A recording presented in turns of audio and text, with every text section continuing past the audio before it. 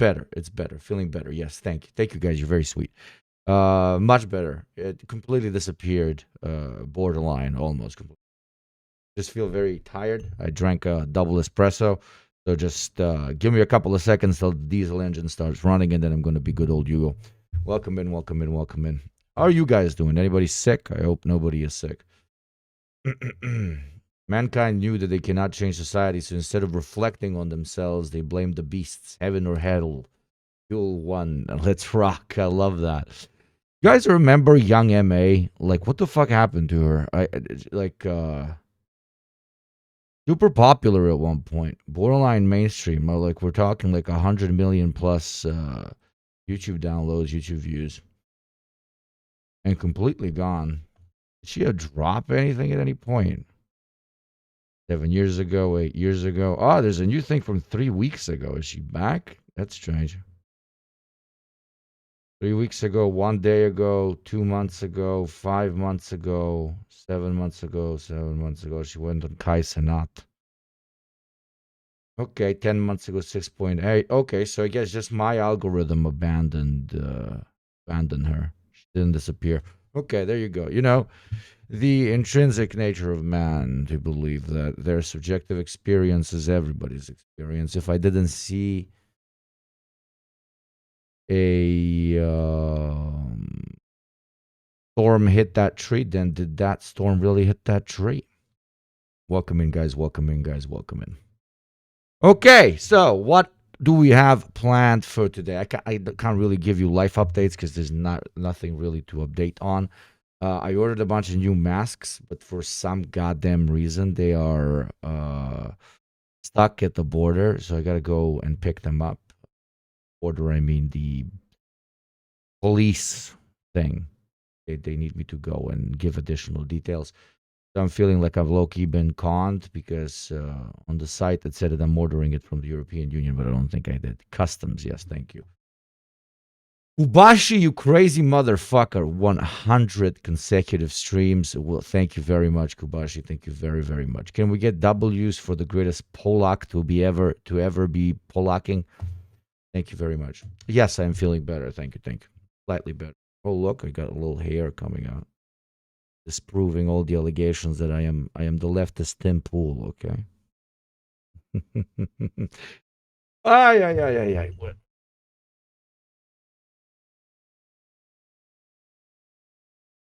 Ay. Oh my god, we got an emote with the Tim Pool thing. That's very fun. Drip today. Just the rings, the wrist. Aggie. It's very like people call it filmar. Very like guy who takes himself too seriously. Not because of this aesthetic. Fine. I like it because it looks like I don't know, borderline like a Maoist workers gear. But the thing that I kind of both love about it, but also hate about it, so it depends on how many beers I have in me. Basically, if I have more beers, then I love it. If I have less, I don't love it that much. There is a flaming snake on the background. Oh, what do you mean flaming snake? It can't be that bad.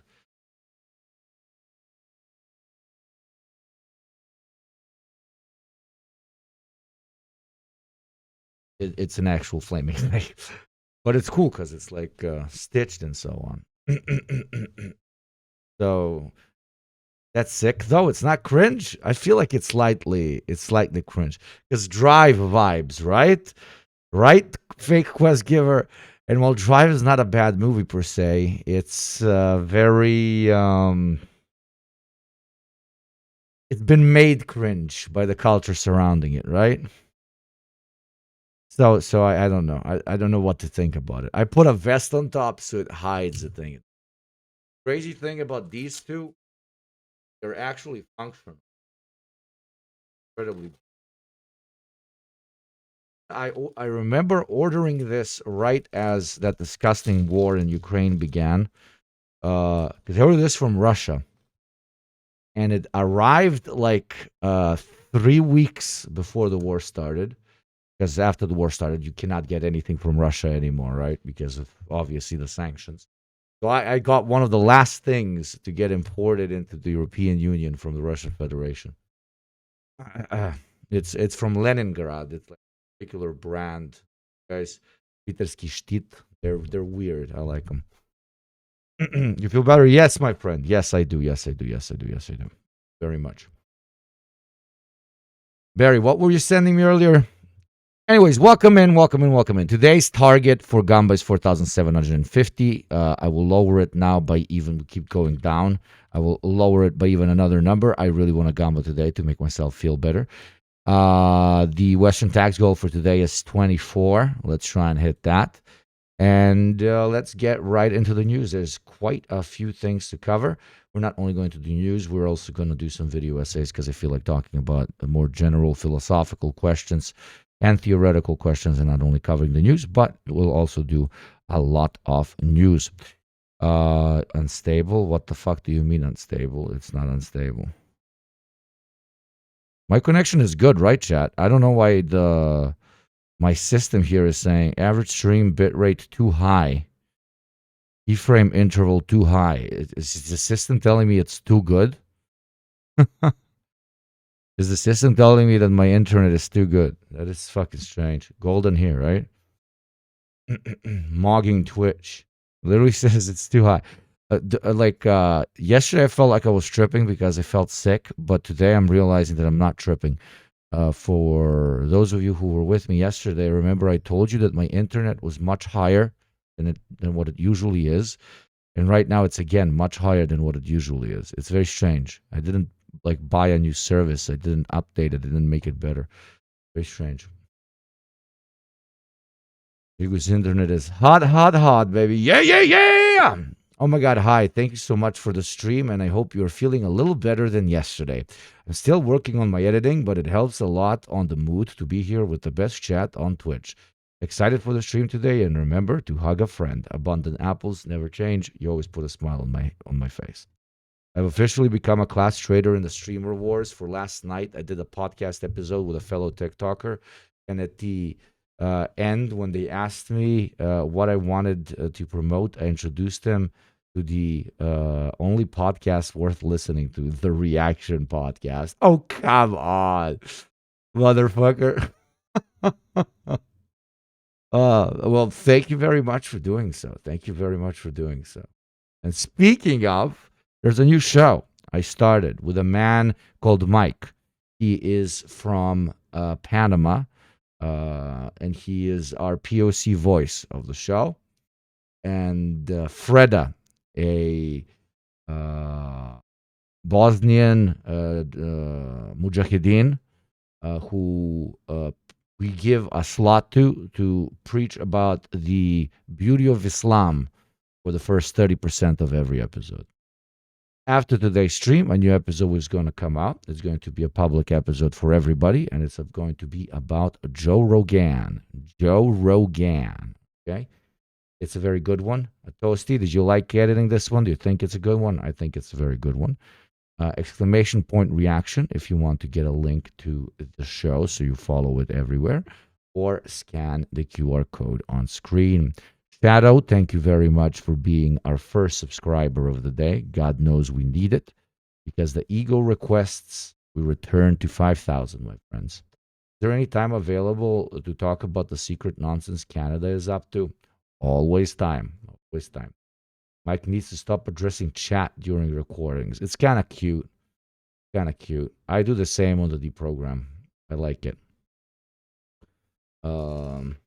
Because we get to do it because we actually stream, right? Not to flex here and to, do the whole dusting off shoulders bit. But when one of you civilians says, is this true chat? Well, in IRL, then it is you're being a brain-rotted, filthy basement dweller. When we say it, we're just doing workplace banter. Ha. I am obviously being ironic. John Cena, baby! John Cena always pays their taxes. Be a proper taxpayer of the Ugopnik community, or face the wrath of the Ugopnik IRS. Is this true, Grok? Yes, it is. A good one. The live episode is still my favorite, but this one was very fun to edit. I wanted to shoot myself having to listen to Jogan Rogan and Keith Dickens. I believe so. Anyways, welcome in everyone to a recap with a kneecap. It is 25th of April, 2026. Thank you to our producer Cuphead, who gets 10% of all the taxes you send my way for creating this segment. No entity on earth has done less than the voice in your head, than your voice in your head that criticizes you nonstop. It sure talks a lot of shit for a voice with no mouth. Interesting take. Iran war has reached day 57. Let us go through some of the headlines. Tasnim, Iranian parliament is working on a 12-article plan that would allow Iran to strategically manage the Gay of Hormuz. CBS, U.S. envoy headed to Pakistan despite no Iran-U.S. meeting being planned, but Iran's observations to be conveyed by Pakistan to the U.S. Al Jazeera, Lebanon State News Agency reports that the town Yochmor al-Shafiq is under heavy artillery shelling by the IOF. In other news, Ken Klippenstein report confirms U.S. intel has long surveilled the Pope, says Trump's recent criticism turned it into a priority. Absolutely nobody was surprised except Catholics that voted for Trump. It's really funny that, I've talked about this. In terms of quality, things just keep on improving, though. I think overall it has better quality than any of the previous episodes, both in coverage and self-glazed editing. Mashallah, mashallah. The Vatican should counter-surveil Trump. Nobody's more surveilled by the Americans than American allies, though the United States is arguably the greatest representation of a country doing their absolute best to co-opt international religions when it comes to their representation domestically. So the American basically policy towards religious institutions, almost since its foundation, in certain aspects that was based, in other aspects it was not, had to be Americanized in order to as a gateway to spreading further and further. So they never liked the Pope, is what I'm trying to say. The Americans need an American Pope, an American Patriarch, an American Buddha, an American everything. Okay, that's one of the main reasons why. That's at least my reading, because everything comes from usually class dynamics and material motivations, market motivations, profit motivations, motivations that lead to greater control. That is one of the main reasons why they pushed for this incredibly loose system, which confirms whether an institution is a church or is not a church. That, and of course, because they didn't want to pay taxes. But more importantly, they basically went down the path of the British with the Anglican Church, right? Where in order to establish a true ideal of American exceptionalism of us as a nation here in their case, the North American continent, they had to break with quote unquote old world traditions of lesser peoples. And it is very, very problematic for them when they have an institution that does yield significant power when it reminds their followers that the American way is not the only correct way. That's why it's very important for the Americans to quote unquote Americanize every single institution. And it's not just religion, it's culture in general. It's everything. It's music, it's food, it's the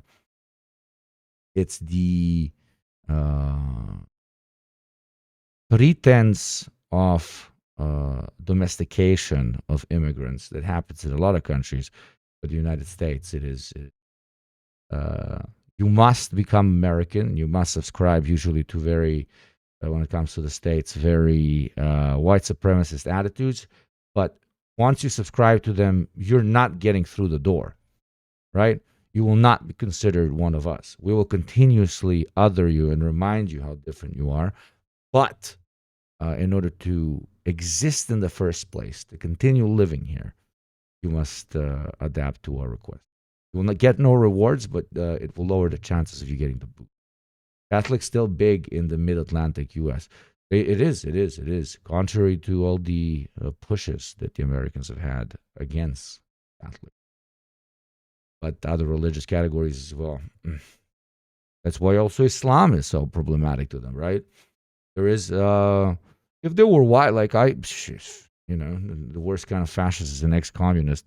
I would have just done to Islam what they basically did to Christianity in the States. I would have marketized the shit out of it. I would have commodified the shit out of it, and I would have basically retconned my way into uh, an alternative American perspective on what applied Islam in the States is supposed to be.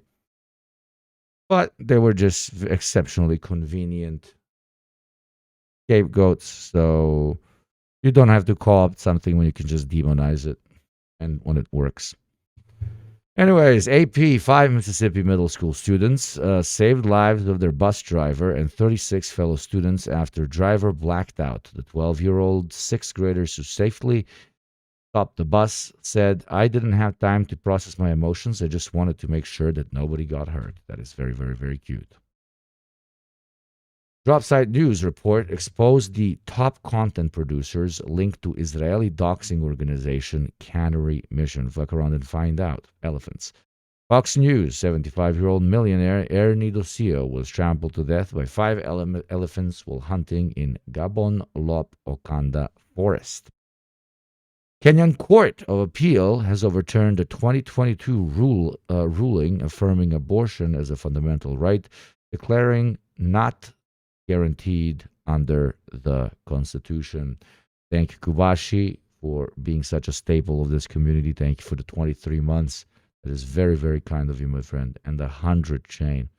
That's crazy. I should like fly you out or something. Carry you in your home like, ha! I am actually Polish. I was lying this entire time. Ja Polak, kurwa. Okay. Bad news for Kenya, I guess. 2 truths and a lie. Let us vote, ladies, gentlemen, and NBs. Pick which one out of the 3 of these is a lie, and then vote. Read them yourself. I gotta go get some water.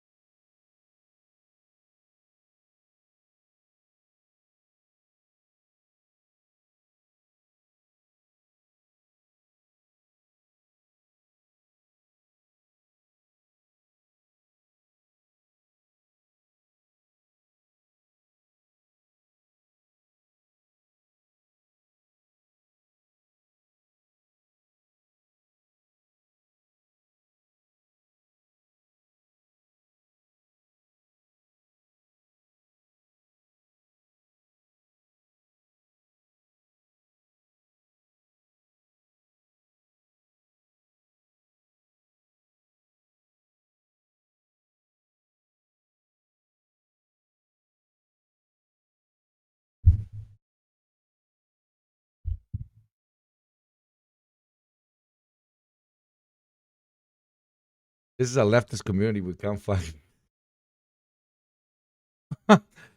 fucking read. Apologies. So A is for those people, fewer number than ever before, that are reading the failing New York Times or watching the fake news, CNN, that think that I am anxious to end the war. That is A. B is the surrender caucus within the Republican Party will go down in infamy as weak and ineffective. And C, Iran's new leaders much better than the old leaders we got rid of personally called me begging to end our massive blockade on the Strait of Iran. Okay. That is C. Most people believe that B is the incorrect one.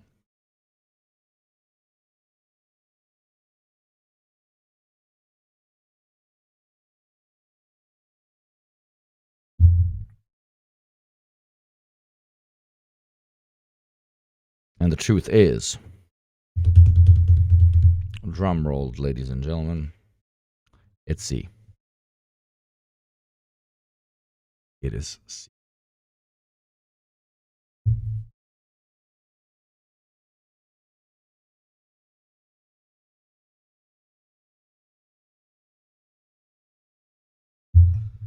Oh my God. So dehydrated. Anyways, what are our biggest losers, motherfucker? Our biggest losers, our biggest losers. Now I understand why a lot of Twitch streamers just do fucking cocaine. Toasty Android is the worst at this game, which is good. That means you don't follow Donald Trump enough as much. And we got Pink Ale with 2,000 points. Biggest winner. Incredible stuff. Thank you for playing. Click this super special button to start the extreme. Click the button, you coward. Do it. It's not a Rick roll. And now that you think it is, it'll be funnier when it's fact. Not a Rick roll, but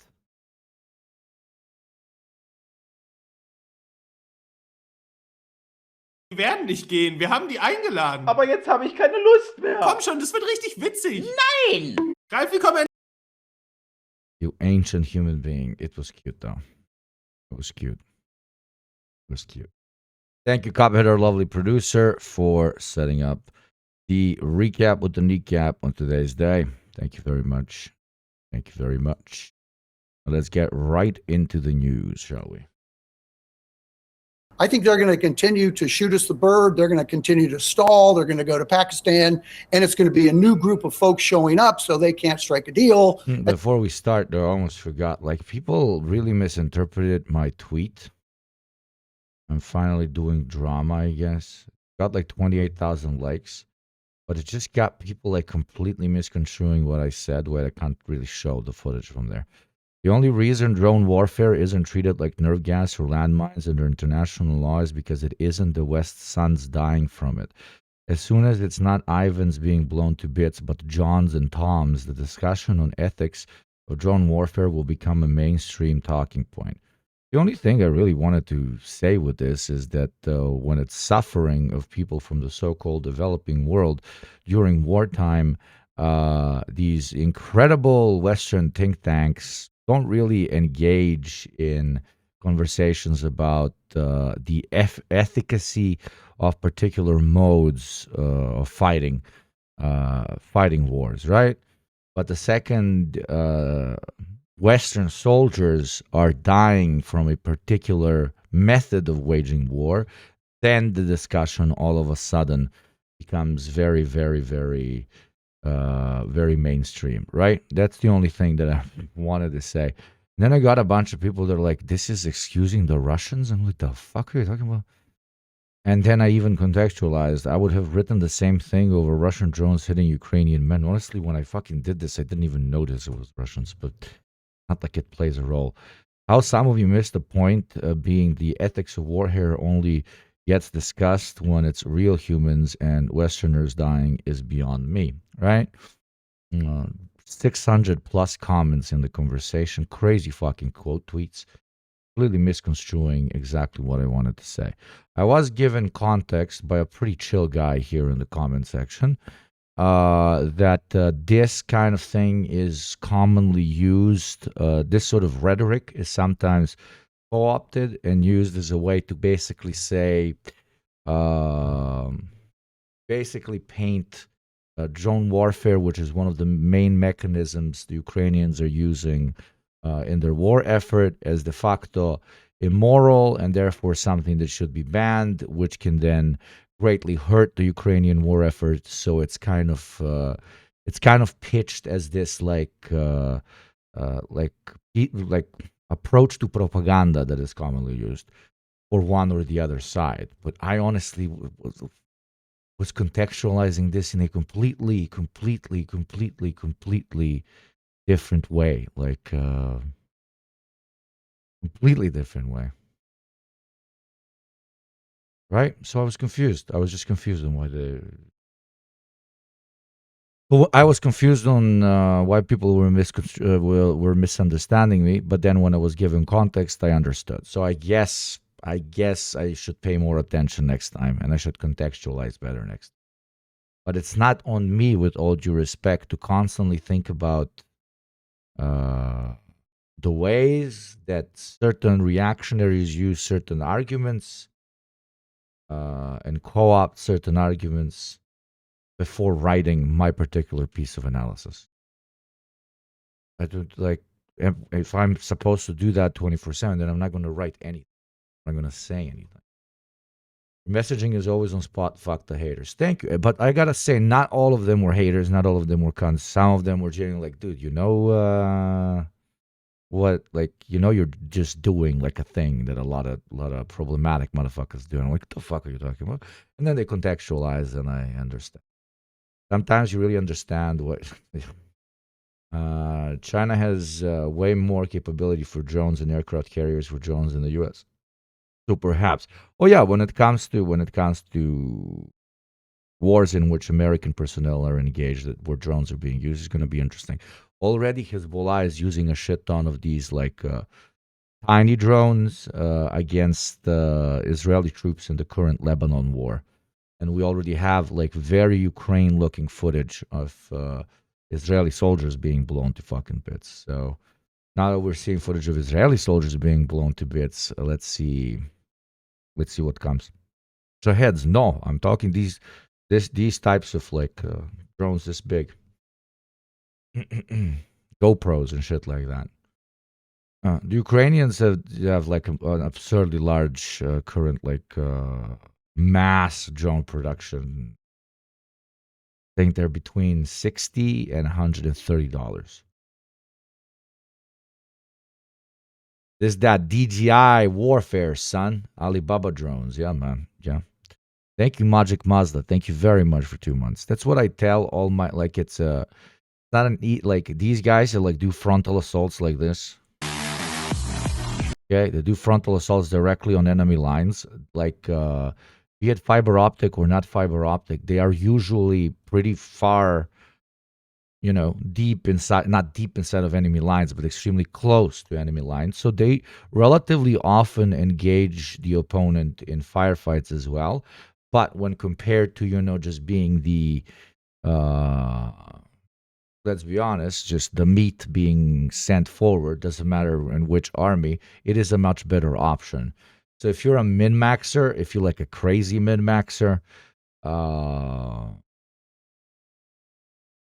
and you believe that at some point in your life you might be thrown into a war, or the war might come to your doorstep, arguably the best skill to develop is go buy a $300 drone if you can afford it and learn how to fly that bitch.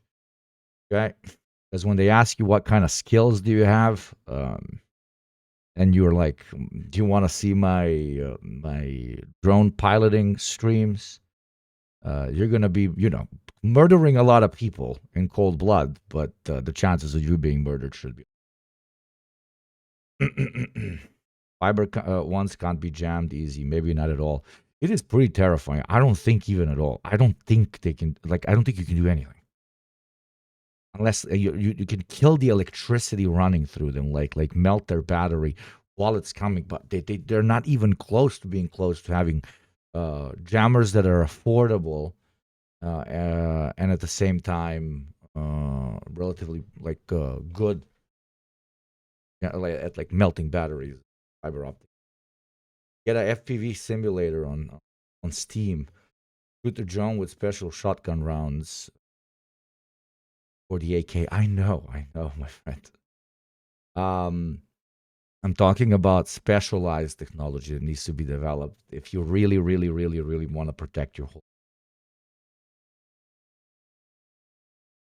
Can jam they have fiber optic cables? Yes. I'm not talking about severing their connection to the pilot.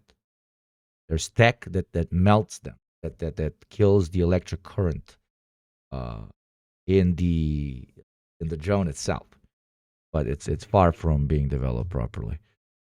Now the Lebanese, the Hezbollah motherfuckers, they're using fiber.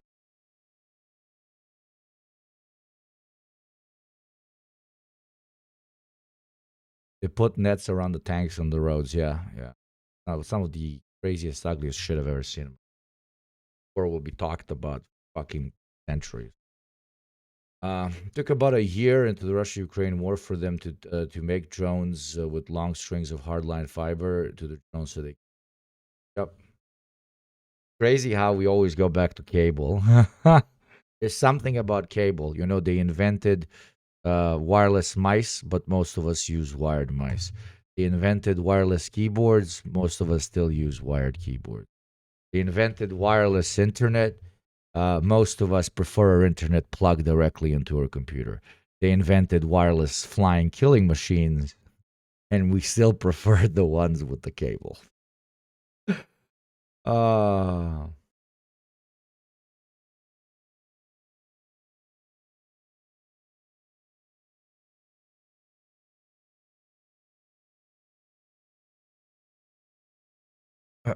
What's that? What are you sending me, Ufigi?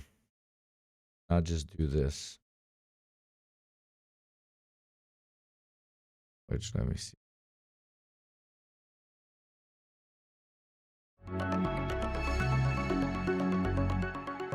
Ah, Classica. Classica. Absolute Classica. I never understood this. This has always been extremely fascinating to me.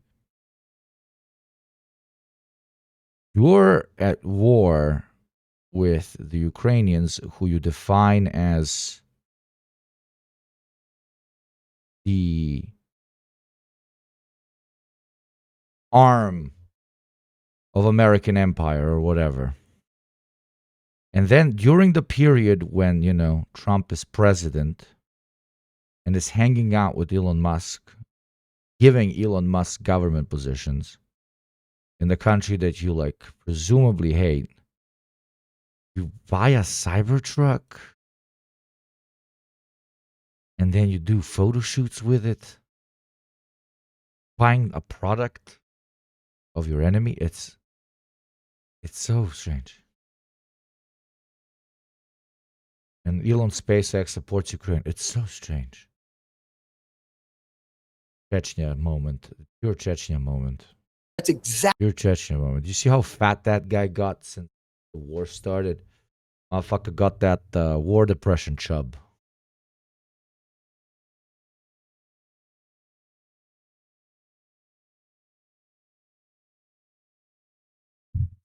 Anyways, my beautiful chatters, let's get right into it. Reminder, you pay your taxes, support the show. We don't have sponsors, we don't have ads, and we always want to reach that beautiful, beautiful 5,000 subs. If you're a chatter that cannot afford to subscribe for themselves, don't feel any shame in calling for some good old oilers to throw a couple of barrels on you. Rub that oil real good, real good.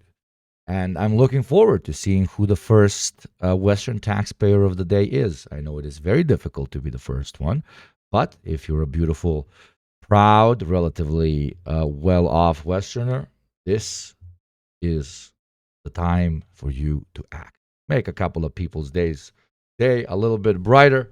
Support the show and what we do here. Support our little community and help us grow. I reinvest everything you send me. Not everything, but a lot that you send me like fucking crazy. So every little bit counts. Thank you very much. Very much. Exactly what they want. The Iranians now know they've got a real strategic Which is number one hype man. I mean, I keep going around different Twitch channels hyping up crazy oil for them, and then there's no oil left for me. It's pretty crazy. Yeah. He was too good for his own good, man. He was too good for his own good, they said about you, Gopnik. The blockade can last for Europe for about 6 weeks. Thank you, most Luciferian chatter, for the bits. Lufthansa in Germany is already cutting 20,000 flights, and Europe has maybe 6 weeks or so of jet fuel left, according to the head of the International Energy Agency. This is not isolated. 19 of the top 20 airlines have cut flights, according to analytics from Cirium. Absolutely. Fully cammed with the 2 months in Mozilla Star Fox. I always loved Mozilla. For the 3 months, baby. Let's go. That's what I like to see. Chat in good old purple. Individual subscribers, oilers, perverts, every type of chatter. Drop in those barrels. set The Hormuz might be closed, but our flow of oil never stops, baby. More useful than a nuclear weapon. The blockade on the blockade has seemed to be quite effective. Wait, what did he say? Iranians now know they've got a real strategic asset, more useful than a nuclear weapon. What have I been saying for a month? What have I been saying for a month? What have I been saying for a month? What have I been saying for a... They can't strike a deal. That's exactly what they want. The Iranians now know they've got a real strategic asset, more useful than a nuclear weapon. The blockade.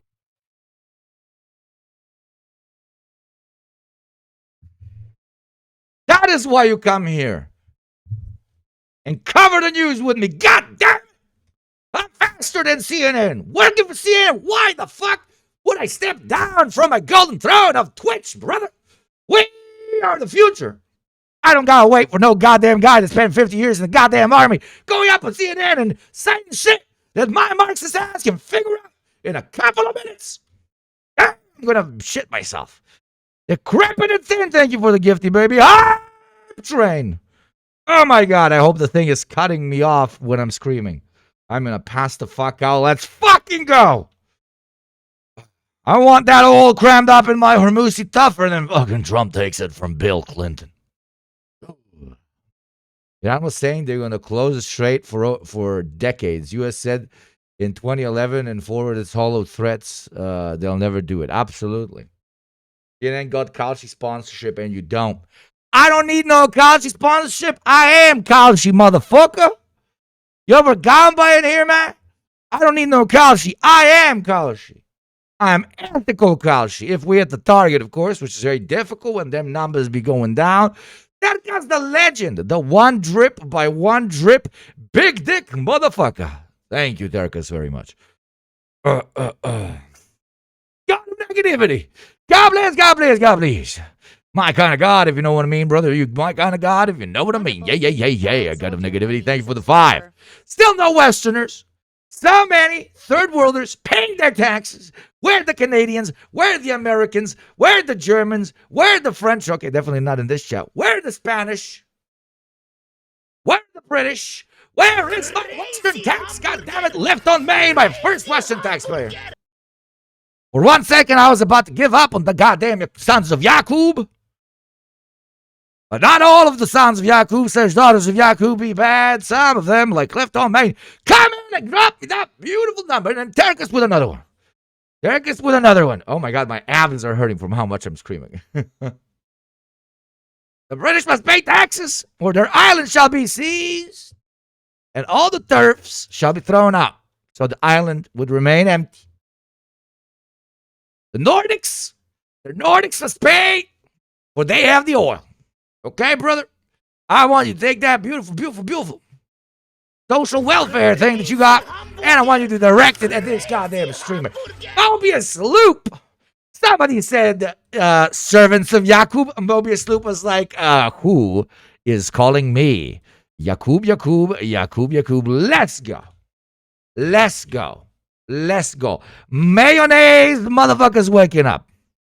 Chocolate, motherfuckers waking up. In between, motherfuckers waking the fuck up. Oh, kinda.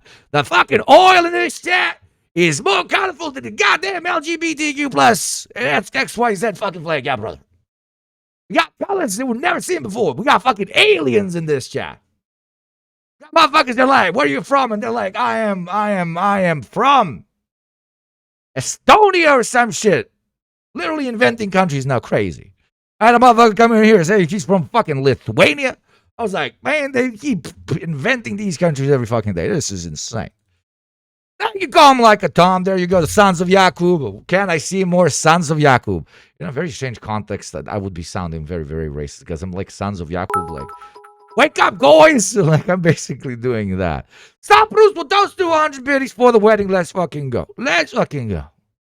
I want all the uncircumcised money. All the goddamn uncircumcised money. Yeah, baby. Estonia mentioned. Lithuania mentioned. I'm just saying words. Ratatoya, the country of Frankorka, Lithuania. I live in Denmark, but I am Portuguese. So Eastern Europe of the South, but I'm also about to be unemployed. What kind of chatter am I? A chatter that should have a subscription gifted to them. That's what kind of a chatter you are. Can we check out the U.S. effort to absorb Canada and break treaties? They want to take Canada. I want Canada for me. I still have like $100 on Polymarket that Trump will go into Greenland by the end of the year. I'm not even lying. I think there's still a slight chance. Slot that not enough Canadians are talking about. Hello there. My name is Paul, your reliable reporter for in-depth analyses and updates on the latest Canadian news. And every day we work to bring you new videos covering the most pressing issues in Canada, such as pipeline and elections. An important disclaimer. I'm not one of these four. I'm a researcher looking at a network of YouTube channels targeting Albertans, co-opting their grievances, and normalizing 51st statehood. If you're What the fuck, dude? They're doing propaganda in the Canada. Dude, no, actually, they're running paid influencers in Alberta to pitch unification with the United States. Unironically crazy. If you're Canadian, you've probably heard a lot about Alberta's. Let's go, chat. If you don't want to be an American, you must subscribe right now. If you don't subscribe, you will wake up tomorrow. Your accent will have shifted. Your craving for burgers and sugary drinks will have increased.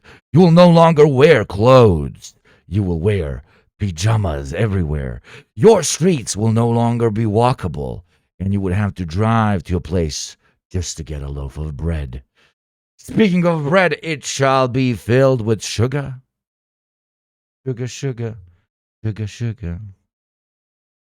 And you will be living in cardboard houses.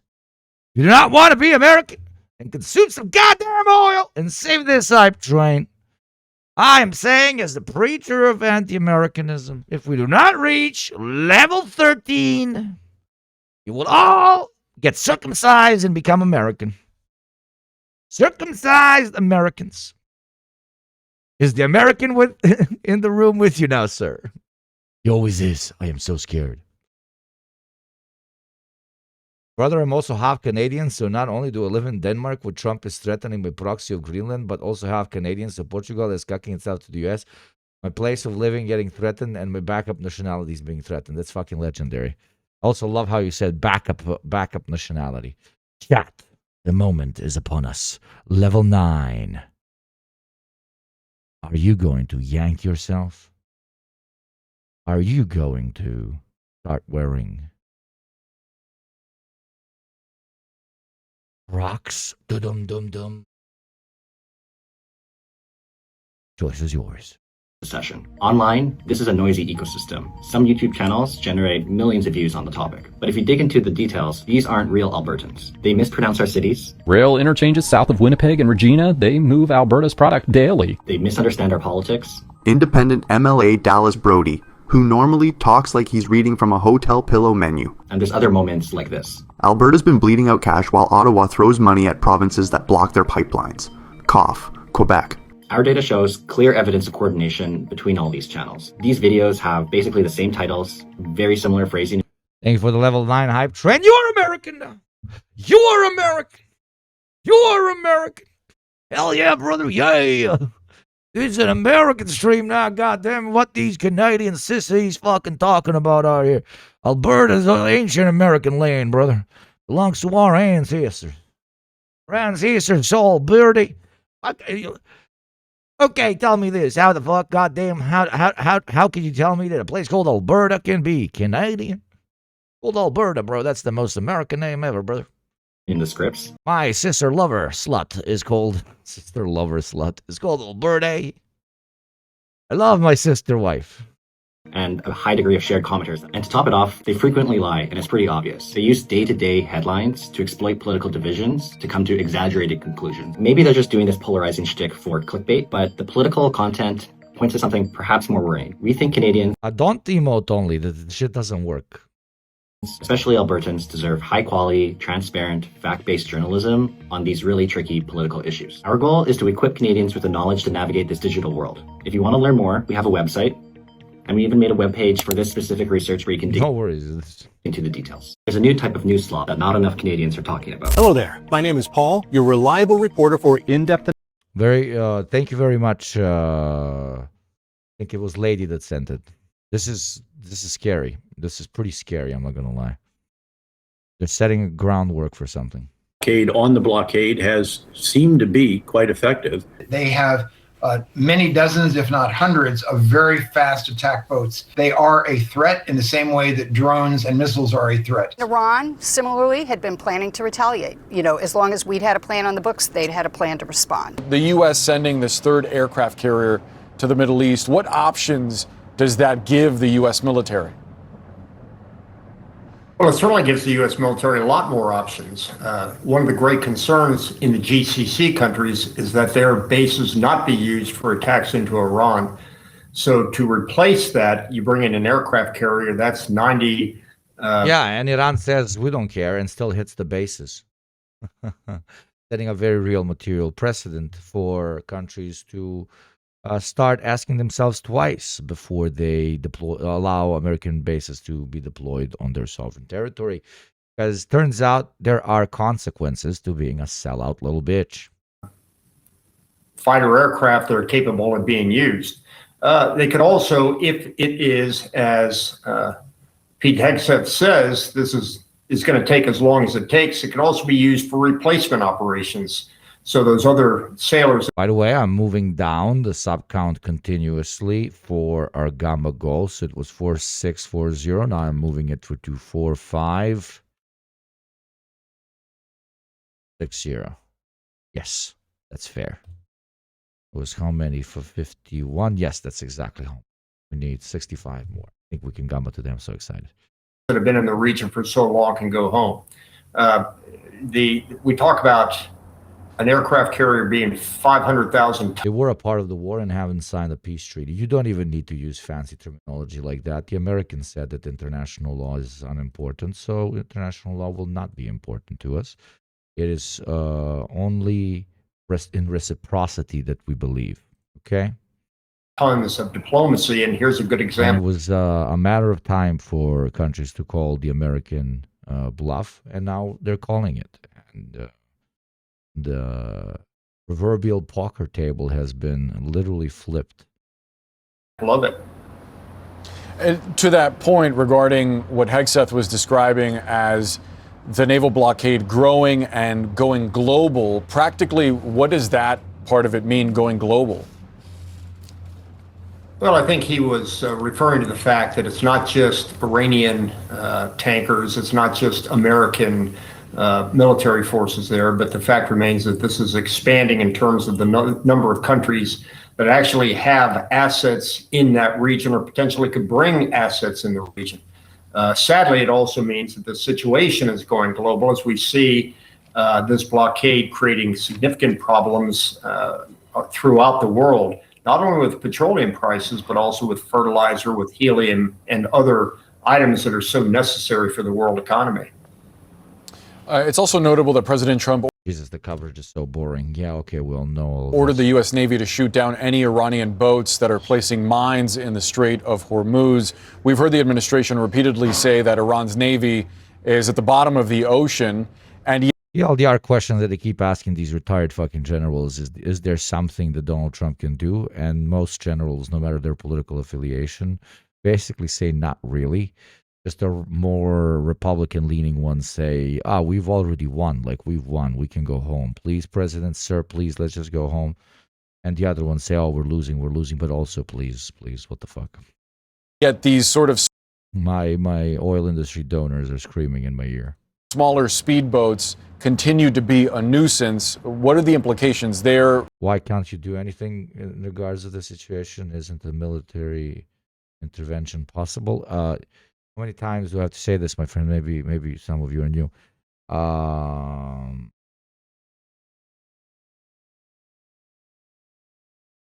This is a question for the intelligence services of Iran. This was a Uh, this is a psychological war. The closing of the Strait of Hormuz, literally, and as a potential threat, is what is causing the spike in prices, and the spike in prices will remain forever because once you introduce the argument that that particular passageway is always going to be one where threats of violence exist, moving through it will always be more expensive than moving through anywhere else. That's number one. Number two, the only group that can guarantee and quote unquote stabilize the Strait of Hormuz is Iran itself.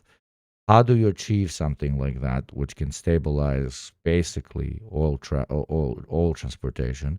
You can either beg the Iranians to do it by pulling out of this unprovoked war, or you have to literally coup them, right? You have to do a full-on intervention. We've learned from these 55 days that simply decapitating the leadership does not work when it comes to the Iranian project. They have adapted themselves to already tried methodology of the American empire. So most likely you will need a literal invasion and literal occupation of the country. Occupation means deployment of troops that are going to stay there and secure the country so that it follows the instructions of the core, and they are basically rendered not a real place anymore, right? Is that really possible? No. Is that really possible? No. It's not possible without losing crazy months of American soldiers, destabilizing the American economy even further, destabilizing the world economy, pushing allies away from you. Almost nobody wants to see this particular. So, nothing you can do. It's checkmate. Can do is exact vengeance on the Iranian people, blowing them the fuck up all the time.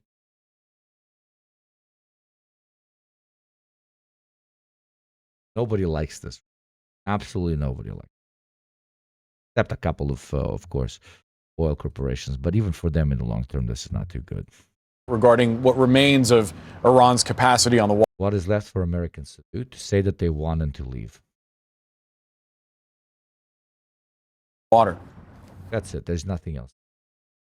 I mean, there is something else they can do, but it's just going to be exceptionally stupid. Well, two things I'd say, Boris. First, he is correct. The Iranian regular Navy is at the bottom of the Gulf. The speedboats do not belong to the Iranian Navy, but to the Iranian Revolutionary Guards Corps. That may be a distinction without a difference if you're on one of the boats being attacked. The speedboats do have a significant capability. They're basically manned drones, for lack of a better term, on the water. There are hundreds of them. They present a serious threat. It was a speedboat like that which attacked the USS Cole in Yemen years ago. So I don't think we can discount the danger that they present. 5 guys on a fishing boat that hurl a bottle of oil with a piece of cloth in it that you can catch on fire, also known as a Molotov cocktail. In the context of Iranian control over the Strait of Hormuz, will immediately trigger another massive crisis. You cannot control this region unless Iran guarantees the security of it. End of conversation. That is why it is an economic nuclear missile that the Iranians now unironically have. There's nothing that you can do. Nothing. Oh, but we can wait it out until the Iranian state destabilizes and then take it over. Take it over how? You think let's say you don't even take it over, you wait until Iranian balkanization. You don't think there are going to be massive balkanized paramilitaries that are just going to go to the Strait of Hormuz and use it as a piracy / fuck the Yanks base of operations? that are again going to lead to a massive energy crisis. Motherfuckers, you've been checkmated. Get out of the game. And even if that happens, there's going to be hostile elements in the region forever. Exactly. You have reminded the world, especially countries that exist in extremely strategically important locations, that they can just take advantage of those locations. Thank you, Per Tenebras, for the 6-month streak. Very kind of you. And thank you, Pink Kale, for gifting that sub. Thank you, both of you. The oil flows. We're getting closer to Gamba. 63 to Gamba. If somebody was crazy and like gifted 63 subs, we could spin on the 63. Just saying, that would be kind of crazy. Ooh. Oh no, please don't do that, Mr. Big Oiler Man. That would be pretty crazy. Don't do that. Oh, I'm so scary. Please don't do that. That would be so scary.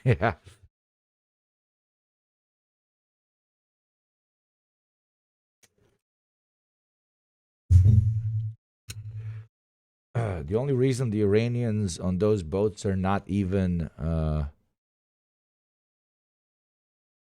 more powerful that they don't drink. Imagine if they embrace the true power level. That's scary.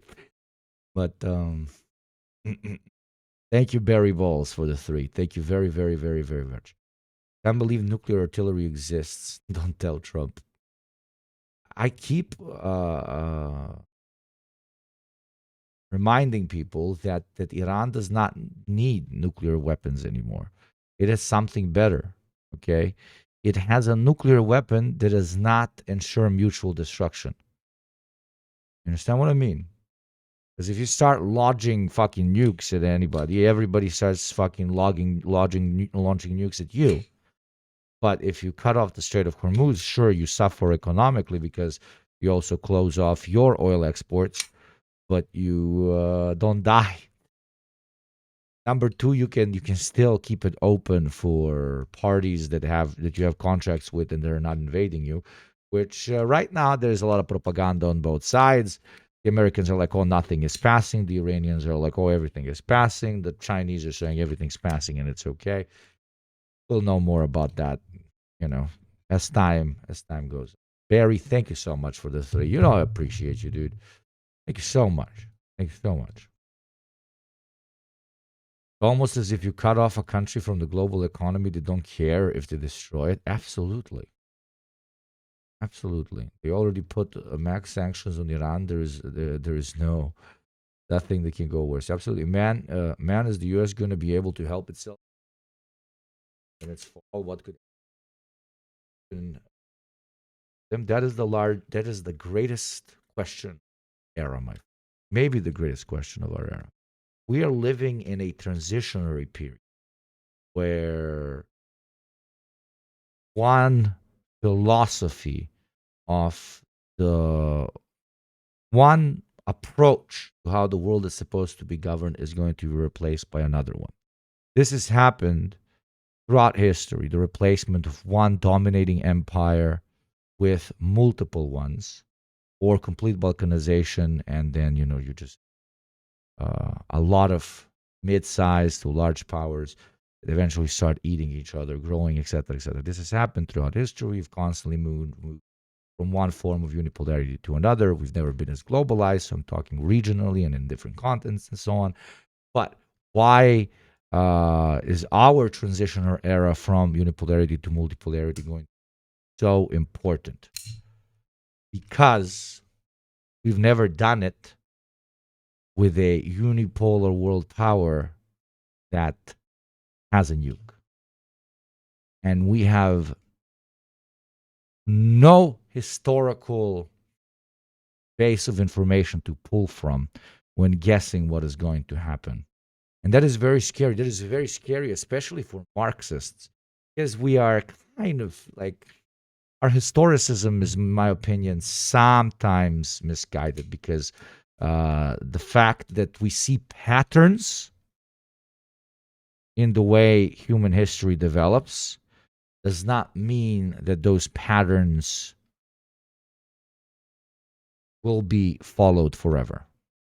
Okay? think this is a Nietzschean critique of historicism. Yeah, I think it is.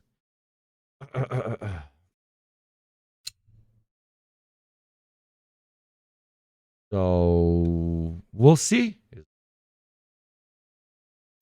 No idea. No idea.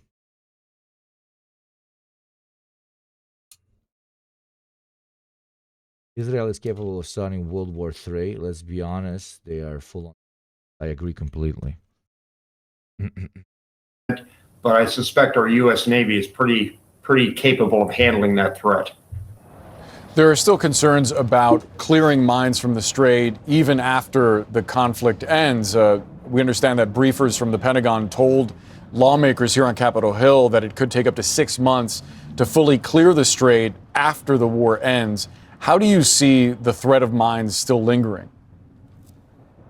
Well, first of all, we got to understand that there are only a couple of lanes that are used for egress and exit from the Gulf, so it's and the Strait. So it's not necessarily the fact that all of the Strait and the Gulf need to be cleared of mines, but at least as a minimum to get international traffic going again, you've got to have 2-3 kilometer lanes, one for coming in and one for leaving. But that's a narrow case for restricted traffic, but that will at least open up the Strait. But to get rid of all of them, it's going to take a significant amount of time. How are you seeing this, General? News that Witkoff and Kushner, without the vice president, are traveling to Pakistan. I think what this really speaks to is the notion that Iran is not sending its prime. You want a chalky chat? It sucks. Protein bars that have a little bit of banana in them taste rancid, you know? Pretty rancid. Almost as rancid as not gambling.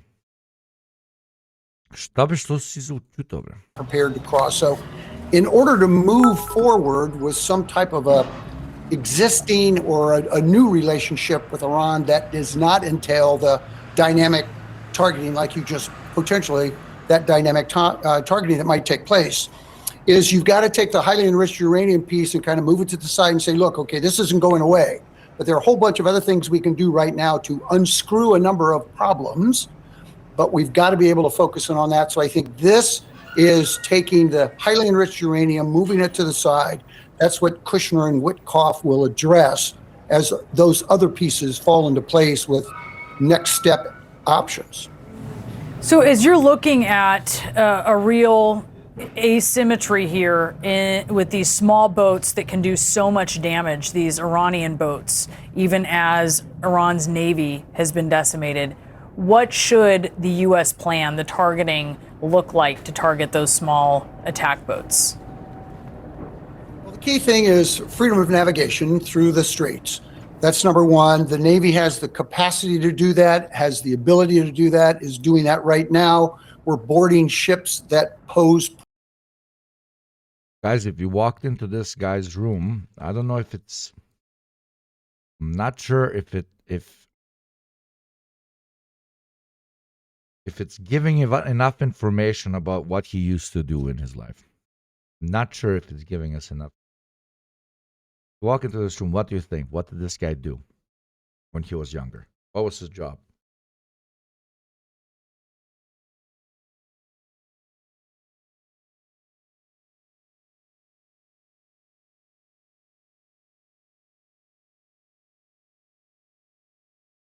Guy looks like a fucking Twitch streamer. He's like, man, I gotta make sure whoever comes into chat immediately. Give me chat. Everybody who comes into chat immediately needs to know what I'm about, so they don't leave. I'm a military guy. He worked at the good guys factory. Thank you by any means necessary for the biddies. We all know there are zero mines, right? Literally only the USA is saying there are mines with no proof beyond asserting there are totally mines, bro. Iran doesn't need to mine the Strait unless submarines start carrying oil. Good point, my friend. Good point. The ability to do that, is doing that right now. We're boarding ships that pose problems, that aren't communicating clearly with the U.S. Navy craft. So they're being boarded by Marines. Marines are doing an absolutely superb job. That doesn't speed up the process of exiting the strait. It's a very deliberate, very disciplined process, but it's not like uncorking the straits. These small boats that the Iranians have clearly act on mission orders. They may not be in direct command and control with any naval operational headquarters. They are not. So they're operating on what they understand the intent to be, which is to be disruptive and to have a presence. The U.S. Navy has every opportunity now and right to go after these ships. I would see that when the U.S. Navy identifies these small craft that are about to engage with tankers, which they've done before, or the assumption is they're going to lay mines into the straits, the Navy's going to act. They will target those ships and go after them. When you hear the president emphasizing the lack of a timeline here, Incredible analysis. there's obviously a desire. They should attack the ones that are destabilizing the strait. No, please, sir. On the part of negotiators to make some progress there. He's saying, don't rush me. But you also have the third U.S. aircraft carrier in the region, the president ordering to shoot mine-laying ships.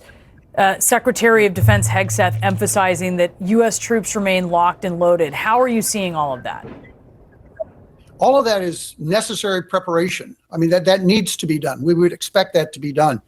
Do not siege Stalingrad. You gotta immediately take it. Oh no. Wir haben es nicht getan.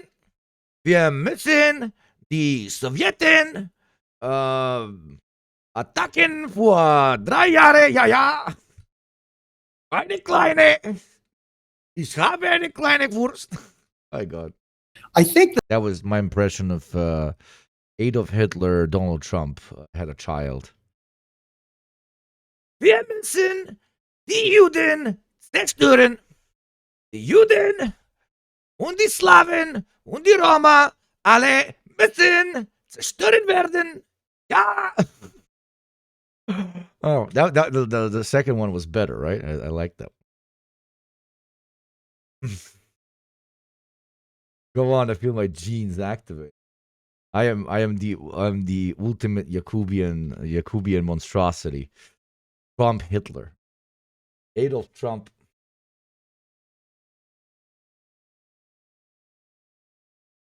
Wir lieben das Blitzkrieg. Ja.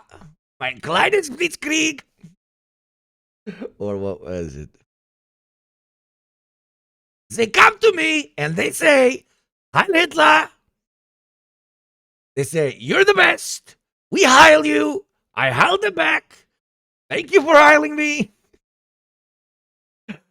Oh, okay. The thing we have to... You are the Lugenpresse, the Judo-Bolshevik, cultural Marxists. Ich liebe dich. We have to look at this challenge that we have right now through the lens of what has the United States been able to accomplish over the course of 6+ weeks in terms of epic fury. Wir sind die Goy. Ja. Kein Snip. And the targets that they've serviced. Oh, God, this is so embarrassing. I'm laughing at my own jokes. Laugh. In Iran. It's phenomenal. It's absolutely unprecedented what we've been able to achieve. Simultaneously, what's unprecedented is the ability of the Iranian regime, as screwed up and naked as it is, upside down, who's in charge kind of a deal, they're still incredibly resilient. So the application of more military force should lead you to the conclusion that we're really not going to move these guys off the dime. I think they're going to continue to shoot us the bird. They're going to continue to stall. They're going to go to Pakistan, and it's going to be a new group of folks showing up so they can't strike a deal. That's exactly what they want. The key to this is let's get the traffic flowing, maintain the blockade, make it very difficult on the regime economically. That it was like, what? Sir, what can we do? And he's like, win. I believe we should solve the global energy crisis. We should make sure that the Iranians can no longer attack any of the ships, and we should get a deal that is in service of the United States of America.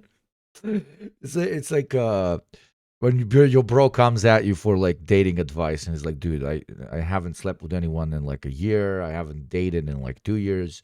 What should I do? And you're like, so you do this. You talk to them, and then you impress them.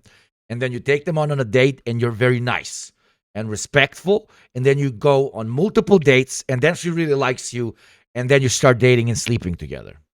Okay? Just follow these instructions, and everything's gonna be okay. That's the type of fucking hot takes this guy's dropping. Oh, what can we do? He's like, we should win and win in the war, and the economy will be better. Okay, Sherlock. Why? Oh yeah.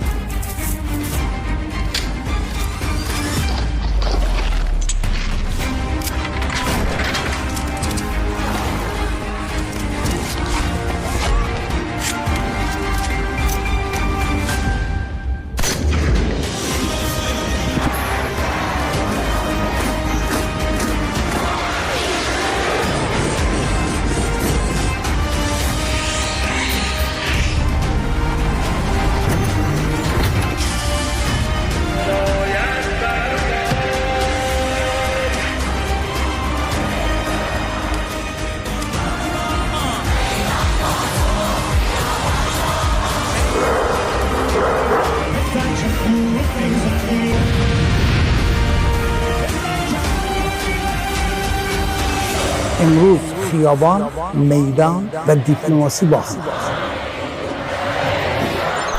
Man, goddamn, I want to become Shia right now, brother. Holy shit. Damn, son. Shia AI Goebbels. Yeah. That was impressive. That was exactly what you spoke. That has a much longer tail in terms of results, but they will be. This propaganda be IR on my G until I see. Able to feel that. That, I think, is the approach. Diplomacy and economics at this point. With Shakira Law looks very good.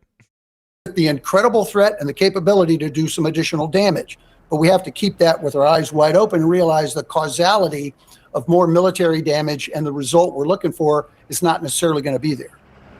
General, how This is incredible. This guy has to be a Nepo baby. Can't believe he was invited. real is the possibility of a resumption of just an all-out conflict again at this point? Wow. I mean, it could happen. I think we'd have to measure what is it we're trying to achieve. And right now, what we have not heard clearly is what is that strategic end state? Look, we have neutered their nuke capability, their missile capability, and their proxies. And those are the three red lines. We need to. Yes, definitely. What we're seeing is a victory, definitely. No meaning for KFC. What's wrong? That's Kentucky Fried Children. He diddles people.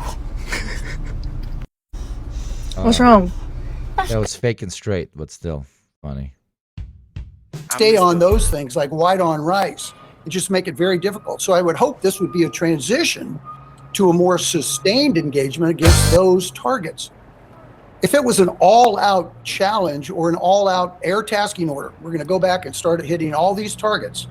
I don't think we know exactly what the result's going to be. I would have to assume they're still going to stand in there and say, yeah, keep hammering us, but we're not going anywhere. So to answer your question, we've got the capacity. The strategic risk is with all the other combatant commanders who look at their readiness, mandatory readiness posture, and it may be getting challenged now because of the use, the stockpile. Thank you, Shadowrunner, for getting us closer to Gamba. 63 more subs, and we spin the wheel. You get to punish The worst type of people on the planet. Do you know who the worst people on the planet are, chat? Which are the worst people on the planet? Tell me. Guess which? Who deserves punishment above all?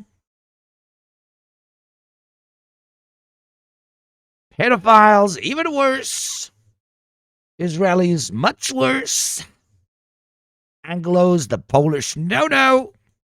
You're all just being racist. Streamers, chat. Streamers deserve punishment. They do the world's greatest job. And they cannot do it without you. So, from time to time, they must be put in their place. And you must extract financial rents from them in the form of subscriptions by making them gamba. Oh, wait, it doesn't happen in any other Twitch channel except Ugopniks? That is pretty fucking crassy. You're telling me that here you can potentially double your subs, give more people the pleasure of being subscribed, support the show, and punish the filthy streamer. Goddamn. That sounds like a great deal. You mofo need to be punished.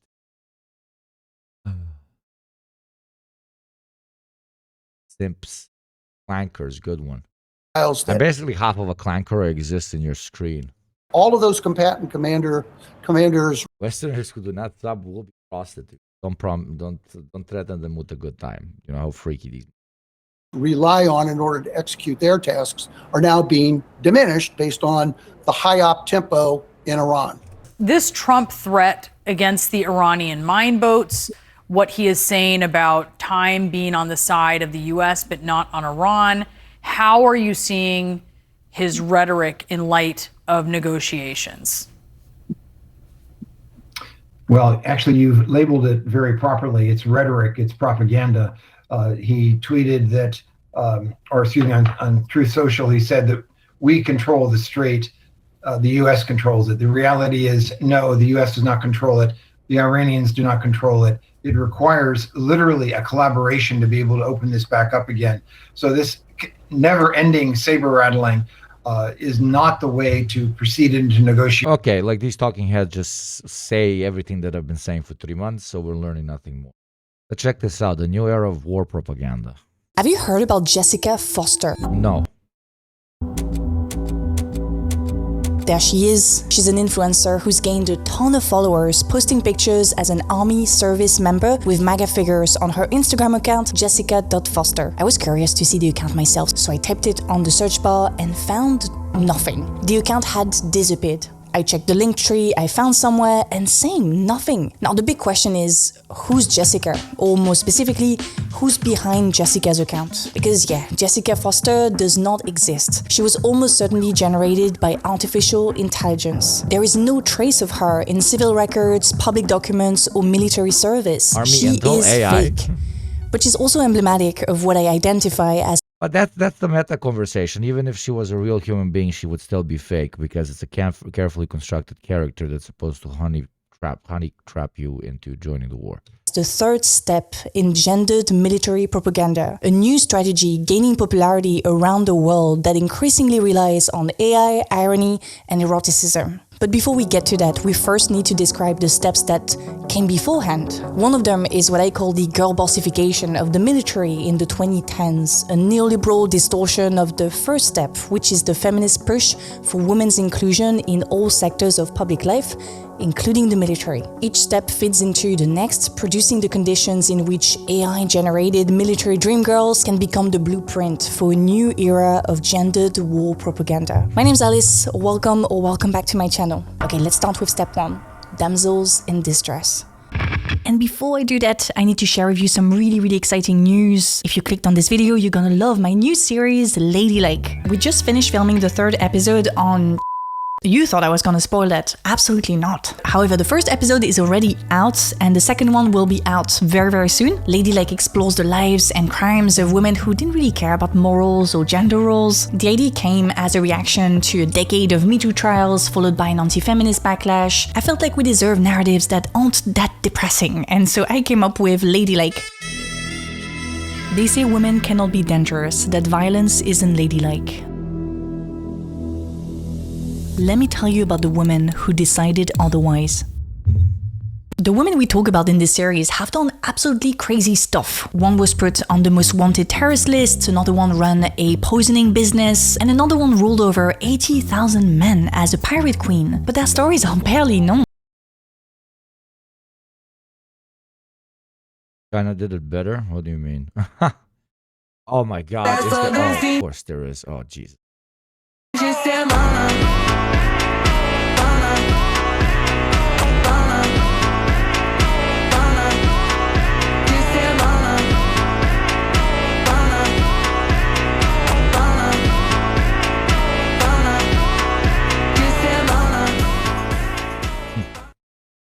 I guess everybody's doing it. Now, if that sounds like something you'd be interested in, and let me tell you, if you like this video, you're gonna love it. The series is available right now on Nebula, the premium streaming platform made by creators. Don't support Nebula. Nebula fucking sucks. They're Zionists. I disapprove of this plug. Hello, everyone. Oh my god, this is crazy. Oh, I love this. My name is Admiral Trina, and I am, in real life, a U.S. Navy sailor. Nice to meet you. I'm also a voice actress as well. So, yeah, I do it all. VTubing, voice acting, and serving our United States Navy country. Ladies, gentlemen, and NBs, I am switching sides. Switching sides. That's it. This convinced me. This convinced me.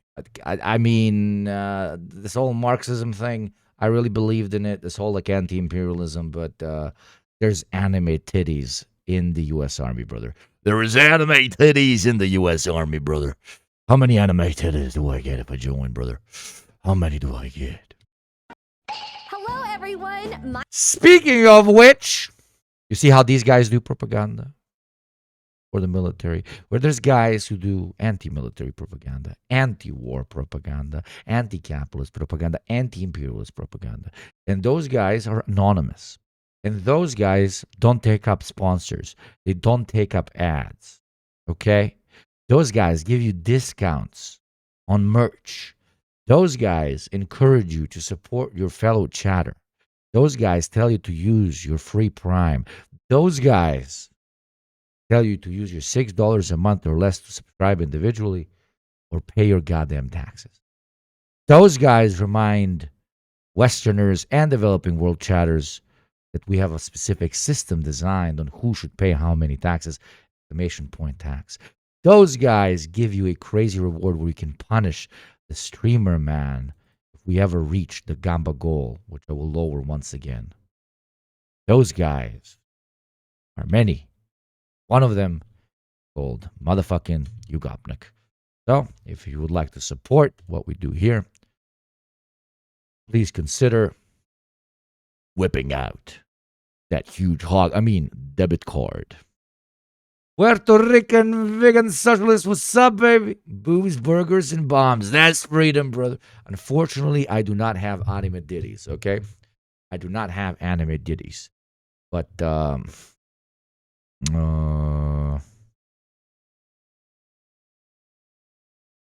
but you still gotta oil me up. I know it's a bad argument. Jesus, what the let me try something.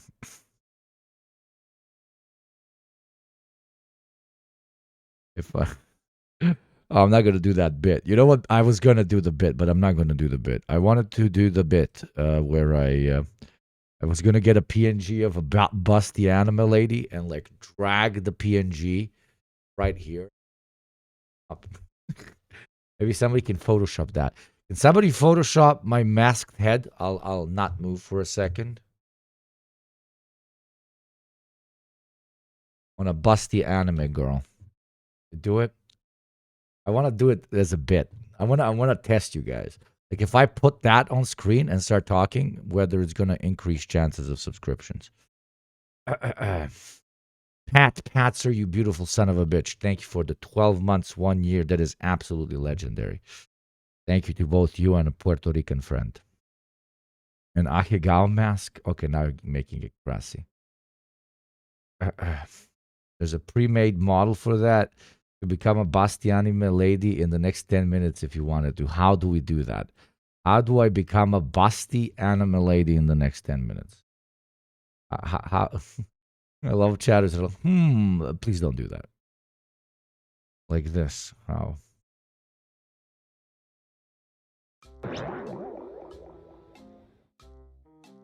Happy Valentine's. What the fuck, dude?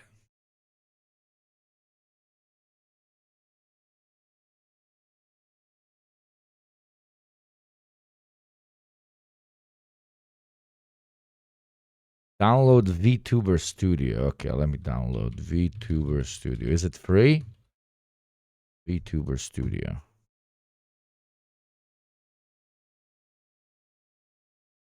VTube Studio, this, right? Got a big heart on it. So I download that. Come on.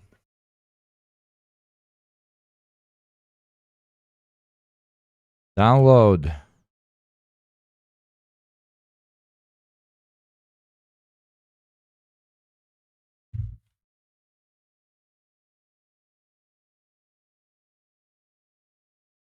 Download.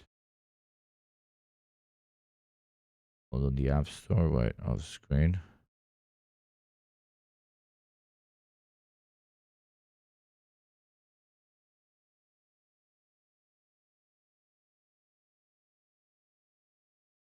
It doesn't let me download it. I'll open it up, okay? But it's weird. Why are they children? And I don't think I can do it, my friend. You know why I can't do it? Because I'm wearing a mask. Not compatible with this device. It's for iPhones. Not for MacBooks. Does it not have a MacBook version? I'd like to talk to you about another Jessica. Her name is Jessica Lynch. Like Foster, she is blonde, blue-eyed, young, and worked in the military. Lynch joined the military in 2001, 50 years after women's proper inclusion in the army. In 2003, she was sent to Iraq to support the US invasion. I gotta download it through Steam, okay. Until then, she was just a young woman who could not pay for university and turned instead to the military, like many working-class young adults. But on April 1st, 2003, her life was turned upside down.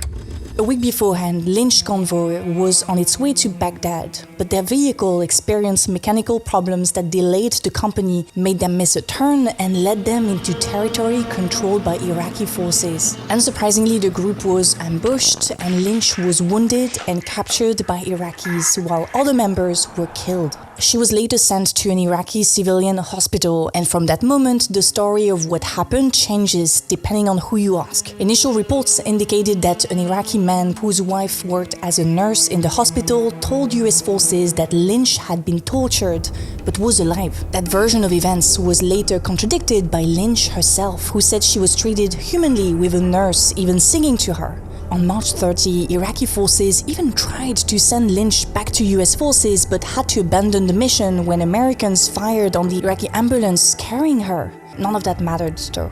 At that stage, US forces understood the potential of Lynch's story. You know, the young, blonde, blue-eyed, working-class American taken hostage and mistreated by Iraqi forces. What a good story, right? On April 1st, 2003, the US deployed a surprisingly high number of soldiers from various forces, including Marines, Special Forces, Pararescuemen, Rangers, and the Special Operation Aviation Regiment to retrieve Lynch and 8 other American soldiers staying in the hospital. The next day, the Pentagon released a 5-minute video of the rescue and explained that Lynch had been tortured, which again goes against her own account of what happened. Later in her authorized biography, Lynch strongly opposed the mention of a rape that supposedly occurred while she was in captivity, but she herself said she did not remember. Her biographer insisted, saying that, quote, "People need to know what can happen to female soldiers in war." Now, I'm sorry, I have to pause here because, yes, SA is commonly used in war to assert power over another group, but forcing a woman into embodying this traumatic experience for sensationalism and manufactured outrage to warn people of what happens to female soldiers, this is just disgusting.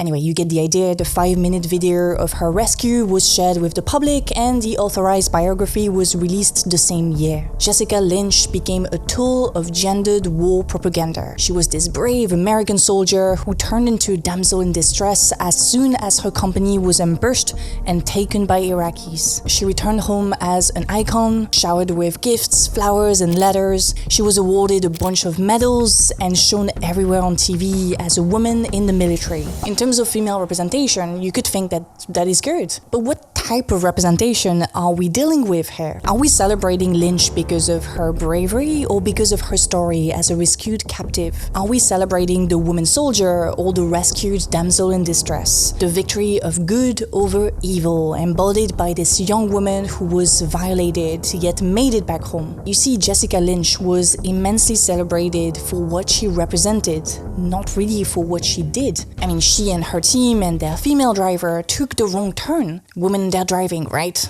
Speaking of the female driver, her name was Lori Piestiwa. She was Jessica's best friend and roommate, and she died of her wounds at the hospital. She also received recognition, but it was not comparable to the communication campaign Jessica was embedded in. It was Jessica herself who had to remind people that the true heroine of the ambush was Lori. But Lori did not fit the role as much as Jessica did in the eyes of the American government and the American people. I'm trying to install the VR thing. Lori was driving.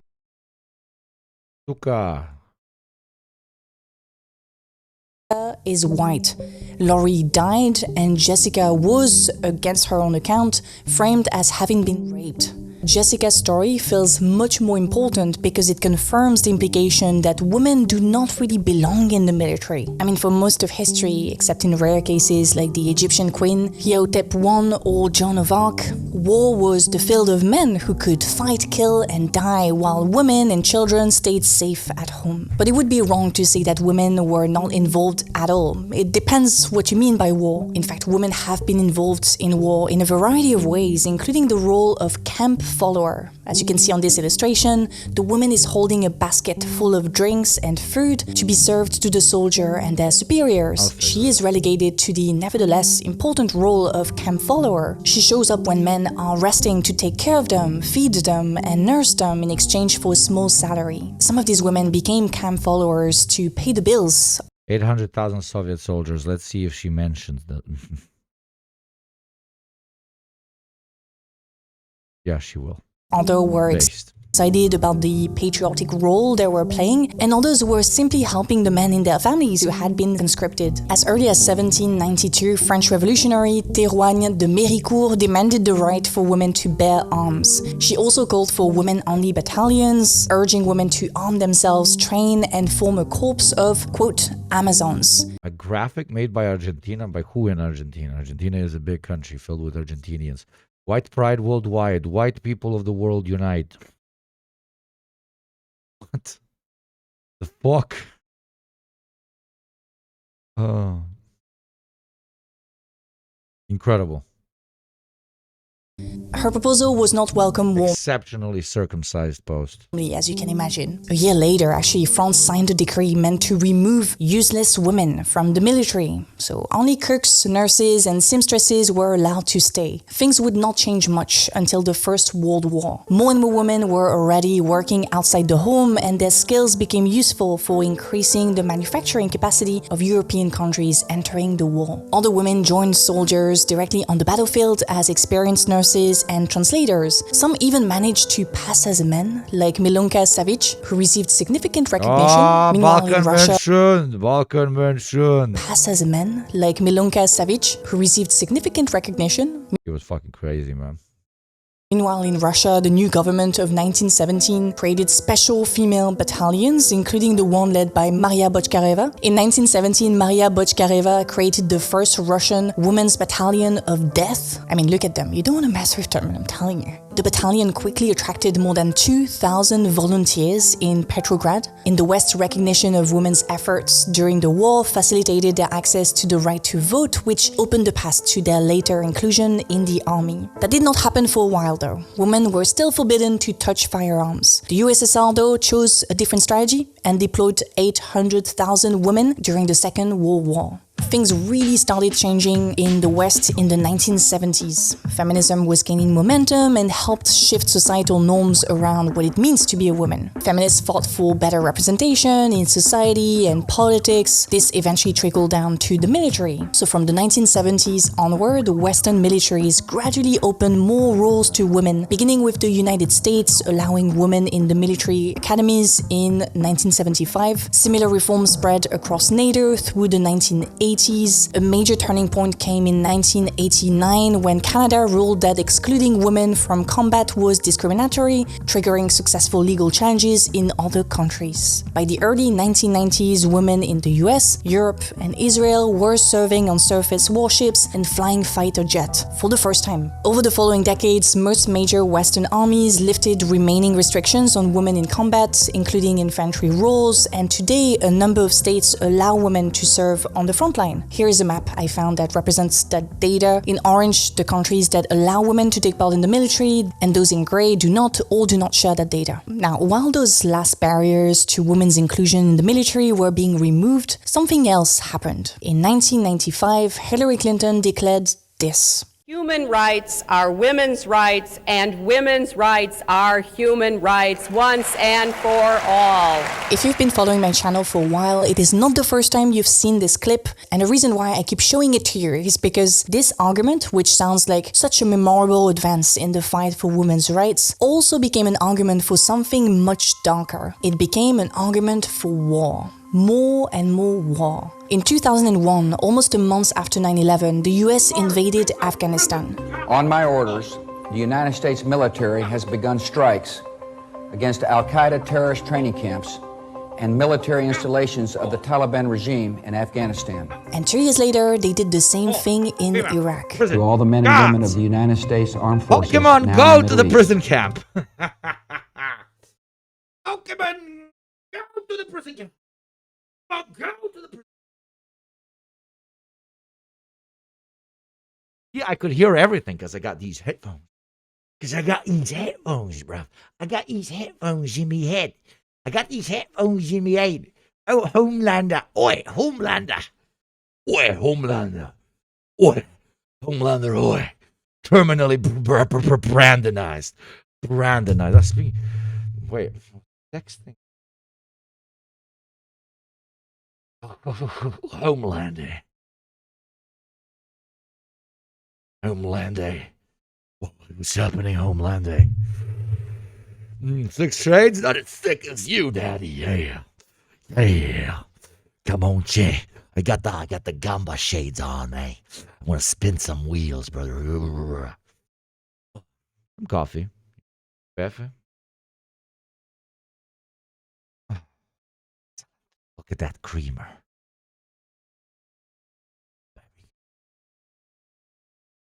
The peace of a troubled world and the hopes of an oppressed people now depend on you. In both cases, the defense of human rights, and more specifically women's rights, were used as arguments to legitimize aggression. In the case of Iraq, it was not as obvious, as many of the formal rights Iraqi women had acquired were weakened, but mostly still in place. It's one of my original ops. We got fucking OG up in here with that Bush.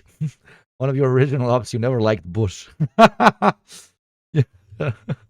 So we could say that the Jessica Lynch situation, especially the need to rescue her from dangerous Iraqis, served as a replacement for that. In the case of Afghanistan, the Taliban's oppression of women was much more visible. Former First Lady Laura Bush expressed her concerns for Afghan women under the Taliban regime early on in the conflict. But it is important to remember that the US provided weapons and training to groups during the Soviet-Afghan War, some of which later formed the Talibans in the 1990s. You see, the moral moral obligation of saving women has the effect of cancelling the complex reality of the past. French feminist And Christine also, it doesn't matter if it's on the topic of women or any other particular social issue. Yes, you can co-opt very real social issues that exist in certain places as propaganda to whitewash your invasion. I mean, that's it. It's everything can be co-opted. Even incredibly good intentions can be co-opted.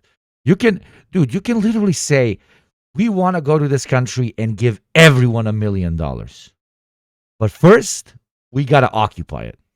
Let's imagine we say that. You say anything to preempt ideologically a particular military action. So there's no need to get deeper than that, to be perfectly honest. The intention behind you mentioning a particular social ill anywhere as a reason for an invasion is what matters at the end of the day. Delphi pointed out that I mean, if the reason is the invasion. Claims about, quote, liberating women only appeared after the war had begun and mostly served political and military goals. Delphi writes from a materialist feminist perspective, which in simple terms means that she looks at how women's oppression is tied to economic and power structures, not just traditions or laws. From this view, the war an intersectionalist sister, God bless. There we go. Did not really improve women's autonomy or address the deeper causes of gender inequality. And in some cases, even increased instability and violence. Delphi's point is that women's rights were instrumentalized as a tool to legitimize war rather than generally guiding. Oh, it turns out when a country invades me, but also that country is known internationally as supporting particular social values, that will stimulate us to consider those values, even though by themselves they are not bad. We will consider them bad because we associate them with the enemy. Whoa! Crazy how that happens. Crazy how that happens. Crazy how if a feminist would talk to the Taliban and be like, yo, I want some more rights, she would just be called a crazy fucking woman that wants rights. Are you fucking okay? You fucking filthy woman. But after the American intervention, she would be called a crazy fucking woman who is Americanized and therefore a traitor. There's a pretty big difference between those two, okay? There's a pretty big difference between those two. Same way as, oh, I like the protesters in Iran. Oh, they were great. Oh, fuck yeah. Okay, that's perfectly fair. Perfectly fair perspective to have. What do you think they're going to be painted as now after the war began? Oh, I fucking wonder. So this doesn't work. It's not how it works. It's not how it works. It's not how it works. It's how liberation works. Stop fucking falling for it and shut the fuck up for once. Policy showing a kind of divide and conquer logic in which feminist language is co-opted to support imperial aims. Her book was published in English in 2000. Any particular pitch or even school of philosophy can be co-opted to make you go kill a guy, can be co-opted to sell you shit, can be co-opted to make you more subservient while thinking that you are not subservient. Every single one. That's the unfortunate nature of modern market capitalism. That's why you always, that's the pro tip. That's the only pro tip I'm giving you right now. Okay? The pro tip I'm giving you. Look at the intention. Okay? Look at what result they want to see out of you when they're giving you a particular pitch. Under Trump guidelines, immigration officers could deny some a green card for a social media post that says stop Israeli terror in Palestine or for participating in campus protests, according to exclusive documents reviewed by the New York Times. 0 people were surprised. 0 people were surprised. 8, and to be fair, it's still relevant today. Something has changed in the meantime though. The 2010s saw the rise of girl boss feminism, which turned increased female representation into something which should... It commodified it, it commodified it, it commodified it, it commodified it, it commodified it, it commodifies fucking everything. Right now, I'm sitting and I'm talking to you about how communism is fucking based and capitalism fucking sucks. But I gotta pitch you a fucking subscription model. Or if I was a sellout and I had ads, I would have to like make you sit through ads. This is already the commodification of socialist agitation. Though, the way I avoid simply being just another guy that's commodifying revolutionary fervor is I constantly invite you to organize, and touch motherfucking grass, please, in God's name. Because do it for me. Because if you don't do it, then I am just a sellout that is constantly talking about big bad capitalism and imperialism. But if I don't convert at least one of you into an organized, principled socialist or anarchist or whatever, I don't give a shit. Then I'm just a commodity. I have fully commodified myself. I've exited the corporate world and I've exchanged, I don't know, selling cybersecurity products to selling in cloud space to selling the idea that you are following a particular ideology, that you are acting on it. So please, fucking organize.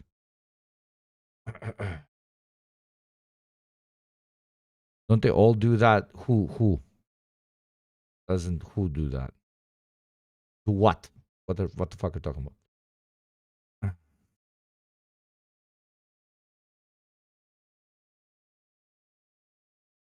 Volunteering for Abdul's Senate run count. What counts is on you, my friend.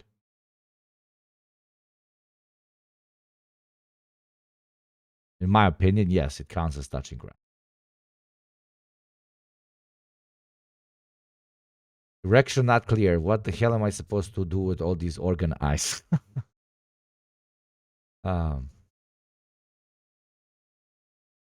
All celebrate regardless of the actions of that person. During that time, feminism became synonymous with women in powerful position. And like Micah, some plenty of others also say organized. That's good. 5 years ago in this space, that did not exist. That did not exist. You know who doesn't say organize? Contrapoints. You know who doesn't say organize? H-Bomber guy.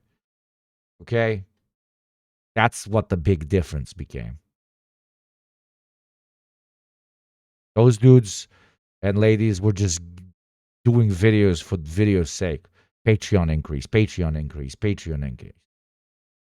At first we thought they were funnels, but then we realized this motherfucker's not funneling jack shit.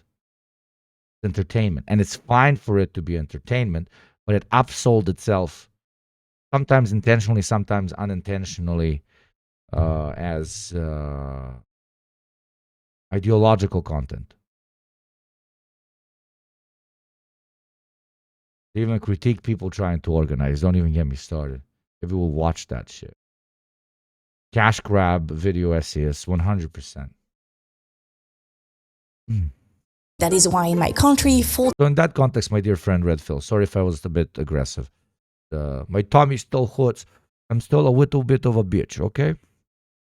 Terminally Brandonized, I'm sorry if I didn't say thank you for the 6 months. Meth, I also enjoy it. But that's why I reacted the way I reacted. I was like, the fuck? No, my friend, this is very new. People pushing for organization is very, very new in this general space. And when it became part of this general space, that's when this space, the online left, did become a part, not a crucial one, but a part of general leftist organization worldwide. 99% of people believe that Marine Le Pen, the woman behind the French far-right party, the National Rally, is feminist, despite the fact that her party has historically opposed women's rights. War, too, has been girlbossified. The high number of women in the IDF is described as a form of empowerment. The phrase feminist diplomacy was used for the first time in 2012, and since then has been used by female politicians who have worked or are still working in governments facilitating the operations of a war criminal. It is all very absurd, and it makes a lot of feminists, myself included, very angry. Because how are we supposed to explain to people that feminist is important, that it matters, when politicians reduce it to a buzzword to manufacture consent for more and more interventions, more and more deaths of women, but also destruction of their homes, their universities. Speaking of destruction, Houthi trap lord destroying my Hormuzzi with that 5, my friend. Thank you for the developing world oil, baby. Thank you very much. Developing world chatters, rise up. You hold up the entirety of the sky. You always almost make me fucking say it, bro. I'm gonna get bad. Thank you, brother. Very kind of you, man. Their schools, their hospitals, and workplaces. So the places. Another LNG shipment from the Houthis, bro. But he's a trap lord, so he sends me, you know, a few grams of the good stuff. The LNG passes through Colombia.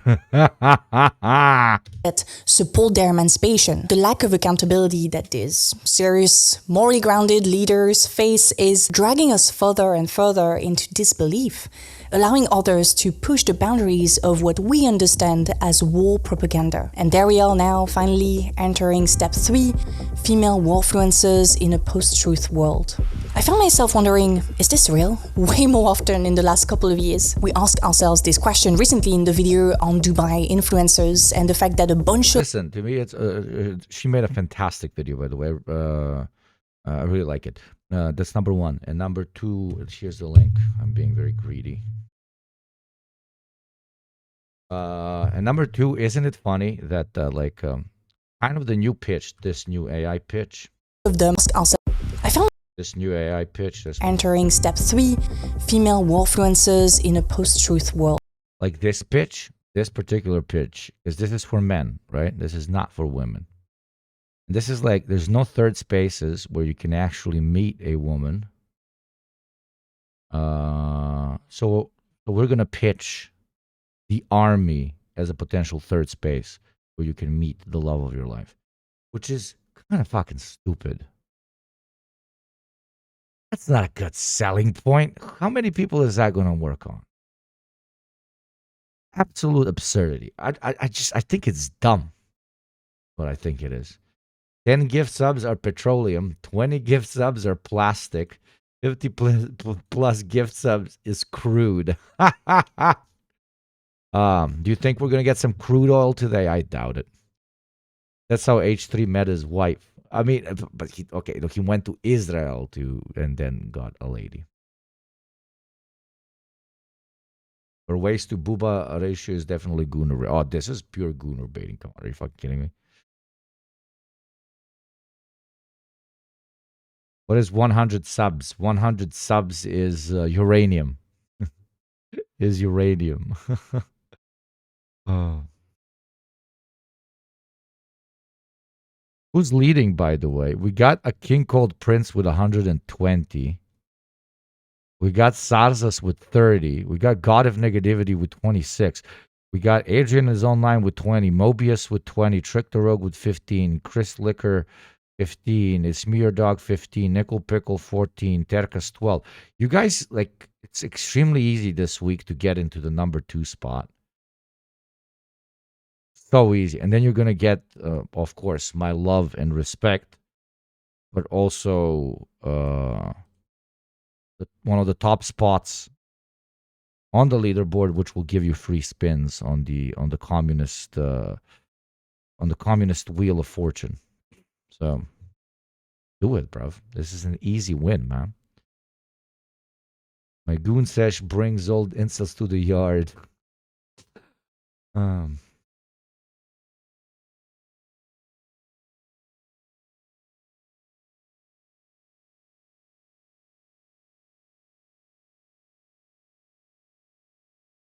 That's funny, Akkad. Hila Klein was literally serving in the IDF at the time and got free time to meet foreigners at Birthright. Yeah, I know, I agree. I just meant like Ethan went there for Birthright, then immediately go and join the IDF because we were talking specifically the army doing the pitch.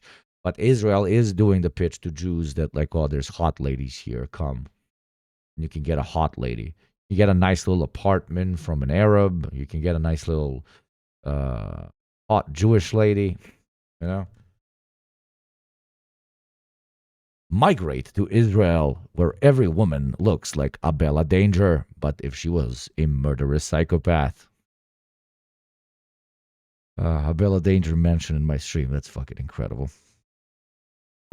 I found myself wondering, is this real? Way more often in the last couple of years. We asked ourselves this question recently in the video on Dubai influencers and the fact that a bunch of them posted similar videos praising Dubai's officials for protecting them. When asked if they were paid to do this, the influencers said no. Similarly, I recently stumbled upon a trend of AI videos of female Iranian soldiers all saying the same thing. Habibi, come to Iran.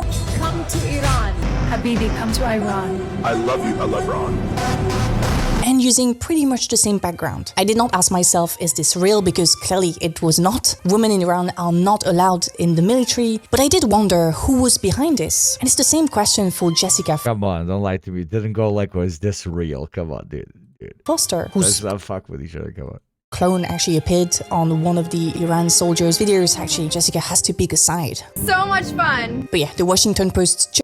12,000 Americans served in the IDF during the genocide in Gaza. God knows how many did over the past few decades. Measurable.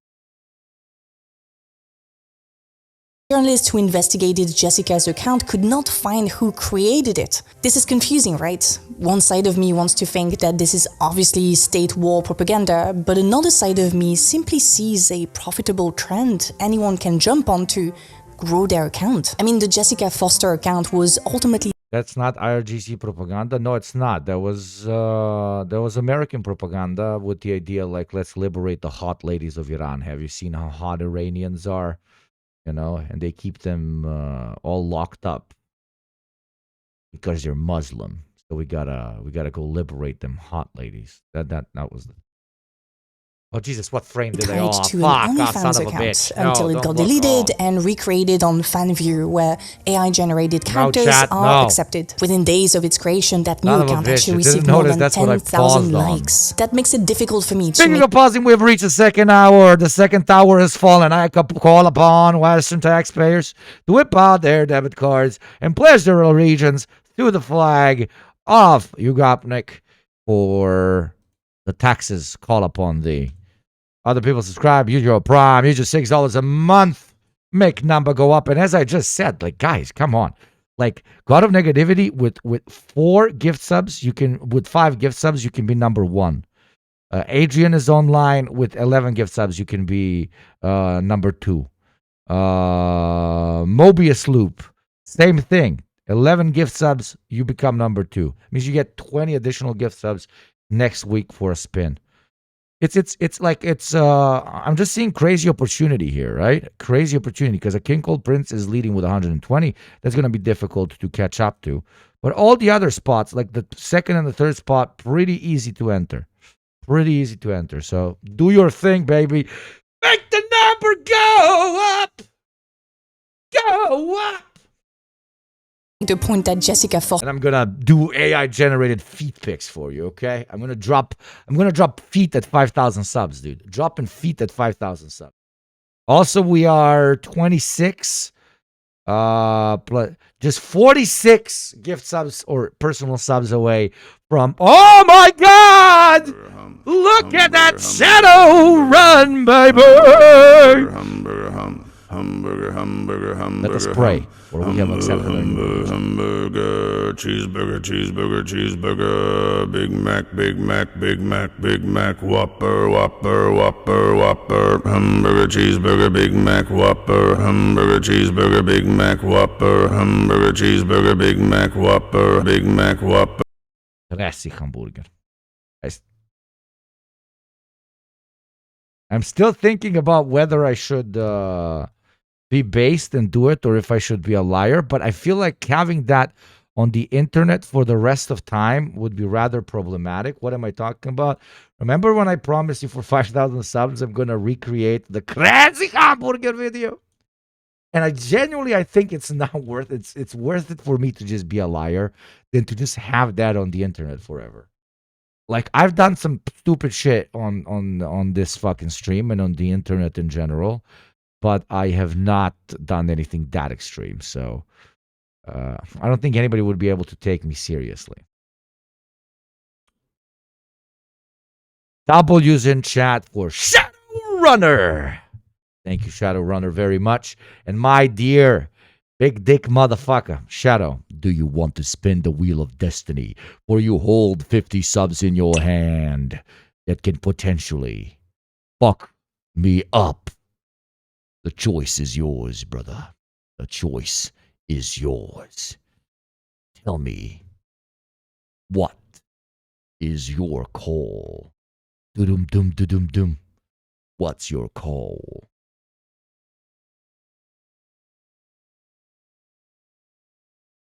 What was that? What was that song from New Vegas? New Vegas.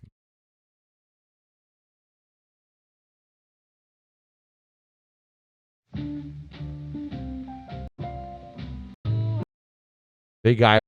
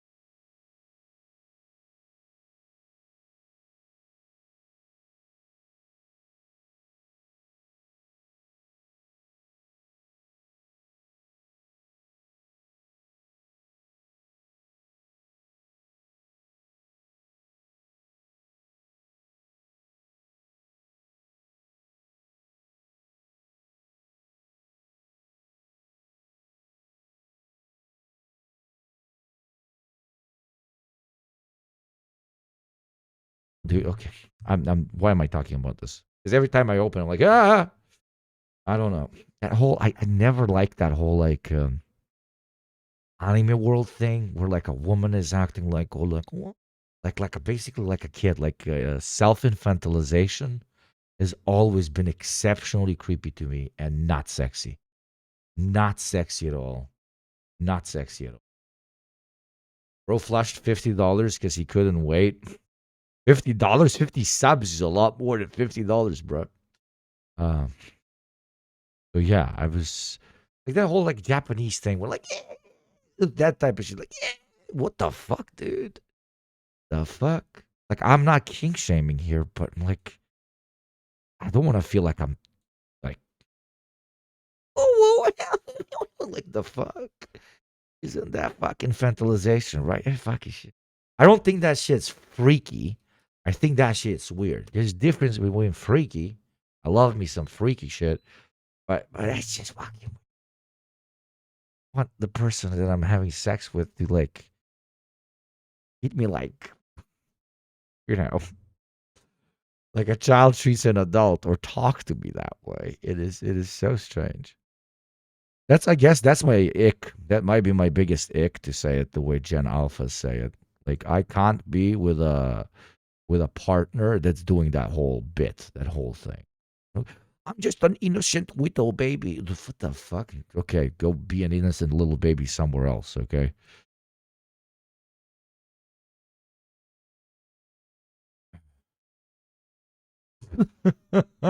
With you, Rap Lord, I can't read that again, but very fair. Anime should be banned. It's my most conservative take. You will be in charge of the media post-revolution. Foster is a tool of gendered war propaganda for the US government. You know, people will say that I take this way too seriously. She's just a tool to make money. Gopnik is woken into adults now, yeah, when you look at the conservatives. By the way, level 12 hype train. Why not have some fun with it? Now, it's got only 45 seconds left. If we gamba during the hype train, it's always very fun, because that's how we can push the hype train into crazy levels, right? Which is then going to put us closer to the homepage of Twitch, which allows us to grow the channel and get you new friends, grow the community in general. And so if you were thinking of oiling, now would be like a perfect time, because you're going to oil, then I'm going to lose in gamba, then I'm going to oil, and we get that whole machine running, right? We saved the energy crisis from continuing. But if not, God bless. Thank you very much, Red Cheese Head. I love your name so much, for the 15. Thank you very much. Thank you for the level 12.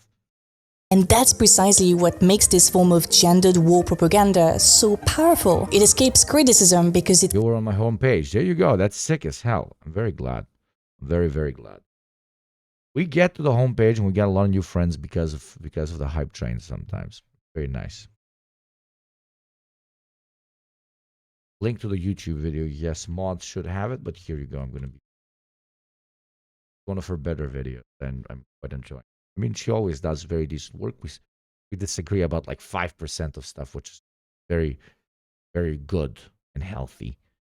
So I always enjoy her work. Constantly flirts with irony, with the possibility that it is not something to be taken seriously. Trump does the same thing. The videos of him spreading poo on protesters, the video of him in newly rebuilt Gaza, that's exactly the same thing. The irony makes anyone seeking to analyze or critique look ridiculous, but the message still gets across. It's not surprising to me that the government did not comment or take action against Jessica Foster's account, despite the many pictures with MAGA figures that some of the fans believed were real. MAGA people are fascinating, to be honest. They can tell you with certainty that Brigitte Macron is a man. It is time for you to wake up. So we will start from the top here with a photo of Brigitte Macron. Real name, Jean-Michel Trogneux. But cannot tell the difference between AI and real images. Anyway, the fact that the Come on, why does everybody always miss the opportunity to say that conservatives care about trans people more than they do about pedophiles?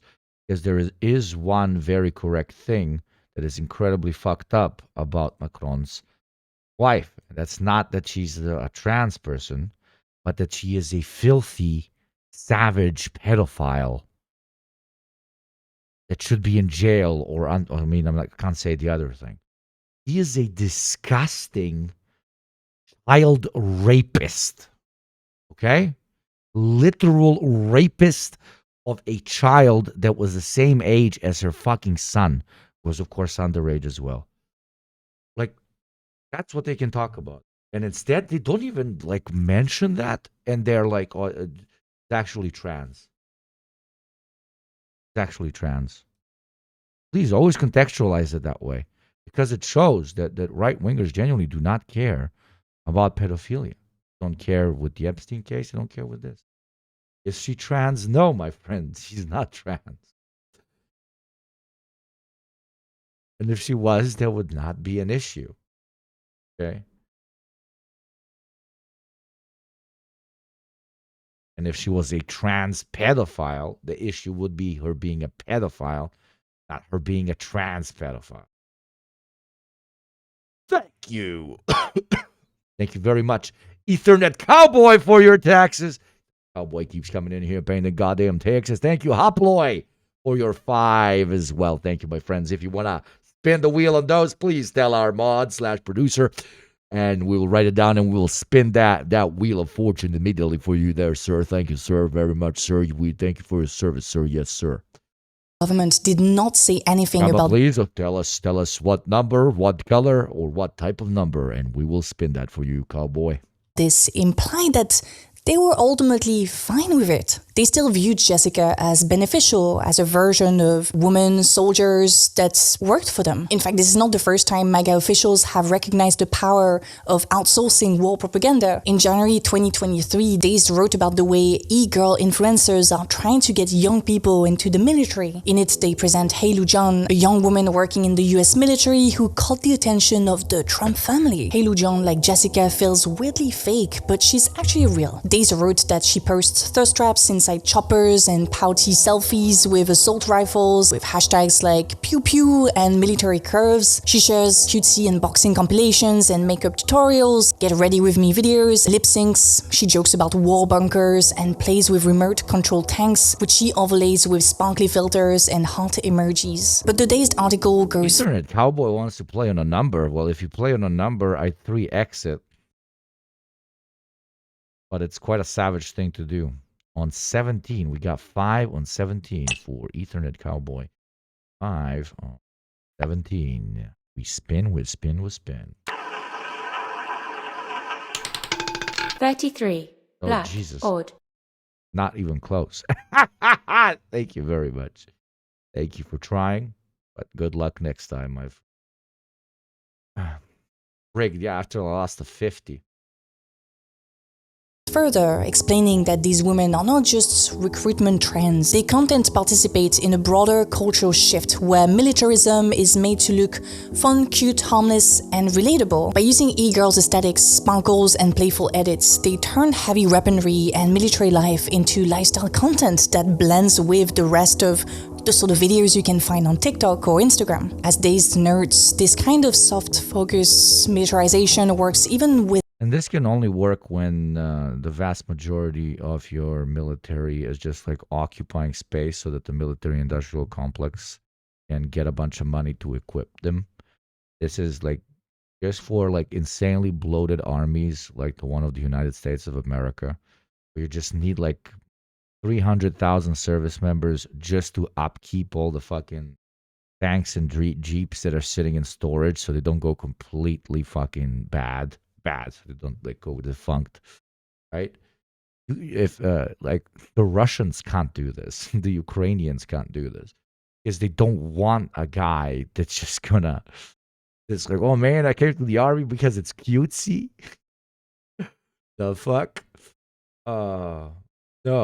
The Ukrainians say, we are defending ourselves against a horde of enemies that want to change our way of life. We are the West, and they shall be stopped. For our land is ours, and our freedom shall be preserved. Or the other ones, they are encroaching on our territory. The West wants to take everything away from us. We must secure our future. We must kill for it. They shall call us bad guys. May they call us. We embrace it. You see, like that's kind of low key the current pitch, both in Kyiv and in Moscow. That's what you got to do when the majority of your army is actually deployed and doing shit. You don't do, baiting them with titties. This motherfucker, you ain't getting titties. You getting your titties blown the fuck out by a fucking drone. That's what you're fucking getting. You're opening other guys' fucking skulls, and you live in the same place you shit in for like 3 fucking months. And you execute like 5 guys a day. So, yeah. Very different. People, what cigs do you smoke? Let's try not to smoke.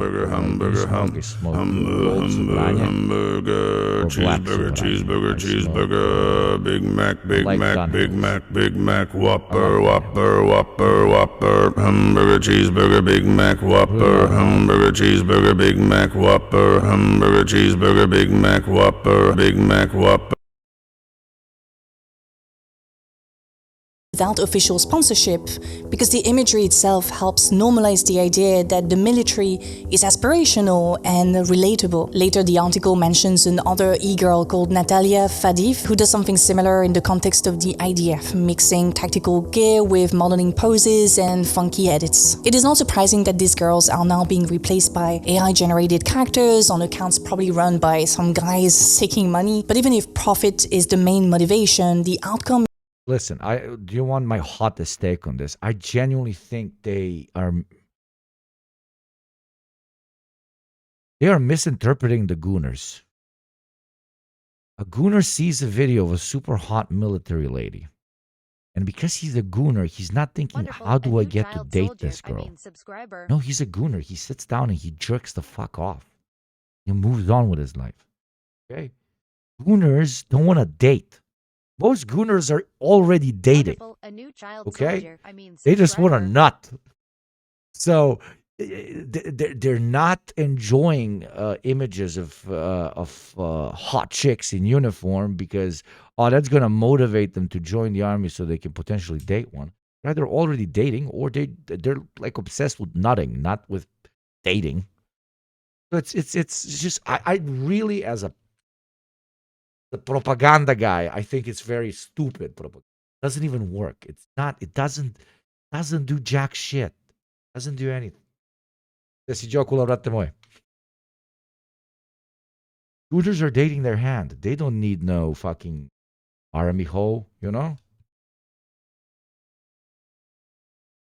It's stupid. It's just stupid. It's the same. These accounts circulate a post-truth version of militarism that governments benefit from without having to intervene or exactly, Red Cheese Hat. I agree with you completely. Produce the content themselves. They get to outsource their war propaganda in the form of AI slop and fake accounts that can keep their fan base engaged. Irony and outsourcing are the characteristics of this new era in war propaganda. Subs are dropping like crazy, chat. Jesus Christ, I'm going to cry like a little baby boy. Let's make those numbers go up. Western taxpayers, let's hit that 30 today. I think it's possible. You know what to do.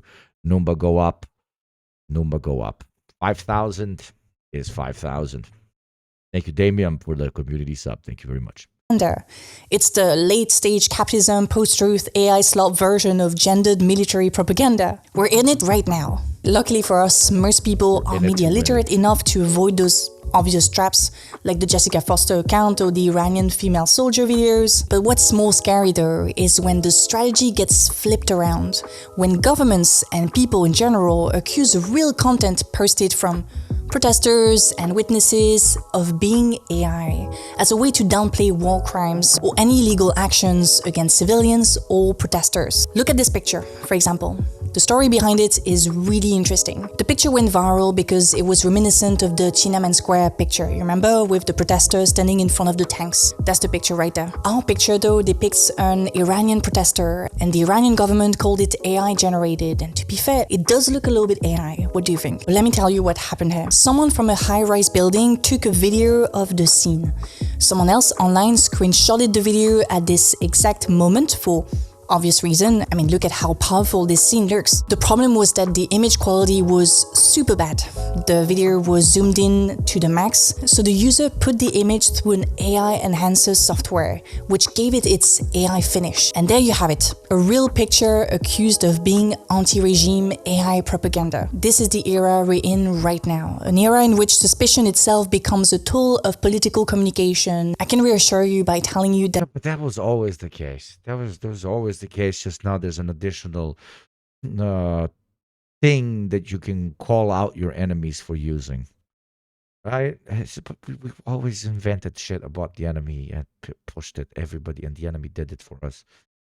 Yeah, there's nothing new under the sun. You can just also use AI to lie about it now, or call somebody out for using AI even when they're not using AI. Yeah. There are organizations that are helping. But they did use AI to modify the whole image. I mean, it did happen, but then they did use AI to modify the image so it looks better, so they can post it online, which was a massive mistake. News outlets to Pictures have been altered since they were invented. Exactly. Am I AI? I don't know. How can we test it? How can we test whether I am AI? I don't know. Give me an idea. How do we test if I'm not AI?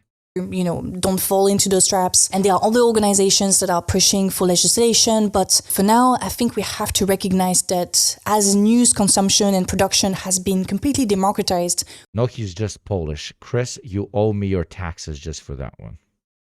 You owe me your taxes just for that one, Chris. Jesus Christ. I forget that, like, if I don't tax you Poles in this chat, you start feeling like you got all the power. And then you start cooing my fucking ass. No. Motherfucker's Polishizing me right now. Good. Good, Chris. Good. You have been forgiven, okay? Be careful, chat, okay? The Polish are incredible people, but if you let them spread their wings too much, they literally become like... You know that all Polish people have wings? No, they all have wings. This is a skeleton of an ancient Polish guy.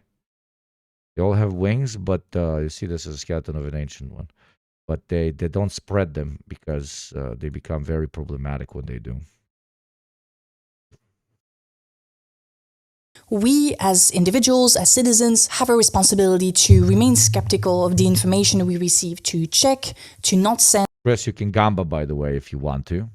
Jokulaj, ti možeš da gambuješ, a ne, ti ne možeš da gambuješ. Ti me jebo s tim tvojim $2 shitom. Zebam se. Then the wing hussars. Okay, we are too gay and poor to do anything. You don't worry. Too gay and poor. And to other people without having fact check to make sure the news are coming. We have beaten the Turks, which you guys weren't able to do. Yeah, incredible argument. We just fight them for a couple of centuries, and then whatever's left goes to the north, and then you guys beat them. Yeah. This is like saying the Americans beat the Nazis. Definitely helped, but motherfucker, kind of joined that whole thing a bit late, eh? No, I can't shit talk the Poles when it comes to fighting the Ottomans. That was decent. And there was a shit ton of Poles that also came and fought in the Balkans. We even fought each other because, like, at some point, I don't know if you know this context, but at some point, once a lot of the Balkans was taken over by the Ottomans, but some were allowed to stay in like a vassal state that had sovereignty. But then the vassal states had to fight together with the Ottomans against other enemies of the Ottoman Empire. So, like, for example, Serbs, I'm not sure if this is confirmed, but it's interesting. It's going to hurt the ego of a lot of Serbs in chat, so prepare. This one's bad.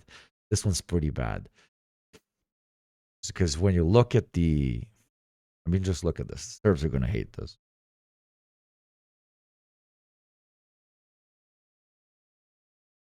You're going to hate this.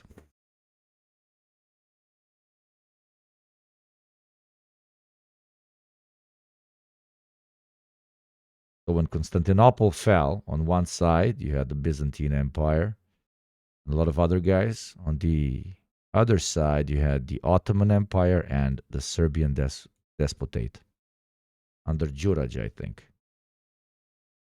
When Constantinople fell, some Serbs were helping hard. Helping really, really hard. But that's because they were unironically allies. That's the weird thing. History is crazy. They were unironic allies of the Ottomans because the Ottomans allowed the Serbian Despotate to continue existing, right? as a sovereign country, and then the Serbian Despotate, of course, was under vassal control of the Ottoman Empire. And when they called upon them to invade Constantinople, they did. Now, we can joke around and say, you can take this two ways, Serbs in chat, okay? You can be like, man, we were so based. We actually helped take over the most difficult to take over city in that era. We're super based. You could say that the Turks never could have done it without the help of based, tall Slavs. Or you can just take it as kind of the L that it is, that it was like fucking pretty insane. That's fucking pretty bad. Serbia was the Israel to the Ottoman USA. Oh my God, when you frame it like that, I'm going to kill myself. No, it's different. Serbia was like Lebanon, the Lebanese military, right? The Lebanese military. There you go. Because you had Serbs that were like, we're going to fucking go like crazy on the Ottomans. We want to kill those motherfuckers. Like you had Serbian Hezbollah. You had very strong Serbian Hezbollah. But then you had the Lebanese, the Lebanese army that just doesn't do shit, right? Or it even helps them sometimes.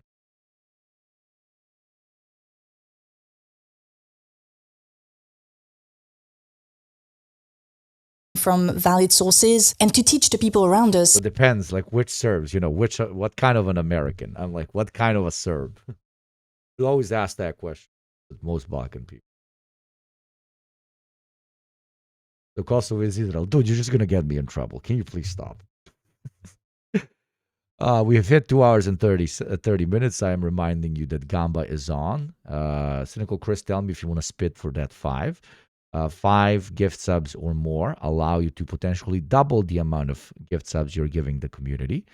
Or you put it either on even or odd or red or black. We spin it in the ethical communist casino of Ugopnik. And if you win, I have to use my own money, my own debit card, to buy the same number of gift subs that given. You can 3x it on a number, or you can 2x it on odd, even, red, or black. But if you think it's haram and you just want to, which is not, it's not gambling, it's an actual, but whatever.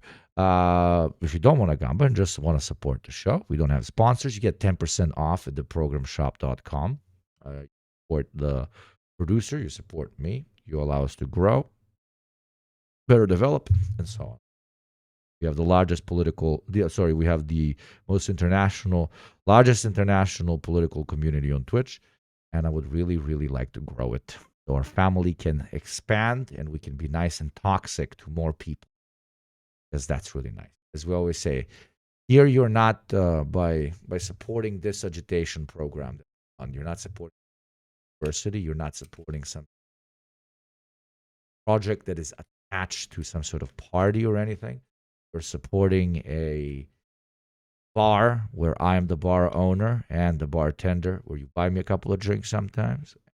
We meet each other and develop our theoretical, philosophical understanding of the world. And we also have a few laughs and a few beers along the way, right? All the most successful revolutionaries came out of a pub. How to become more media literate. So thank you for your consideration. Yes, let's bet on red. Got my Don Fang shirt, and I think I'm going to wear it to the bars tonight. Fuck yeah, man. Enjoy that. I love that. It's really good, isn't it? It's pretty good. Your favorite beer? I'm a stout guy. I drink stouts because I can't drink anything sparkling, because that shit... 5 on red. Thank you, Cynical Chris. Because that shit makes me shit, if you know what I mean. Has anybody else got like a sensitive tummy like me? I'm a sensitive tummy summer white girl. But only for sparkling stuff. I eat a lot of spicy food. I love spices on my shit. Red, even. You win. Fucking piece of shit, Chris. Like, when Chris is winning, I know that I'm going to fucking lose absolutely everything. I'm going to lose every fucking bet in here. Chris never wins. Son of a bitch.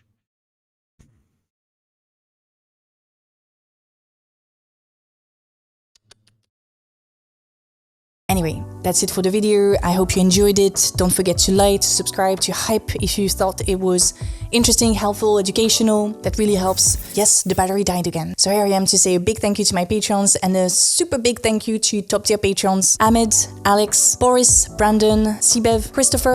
Celiac disease. Ah, fuck, man. That sucks.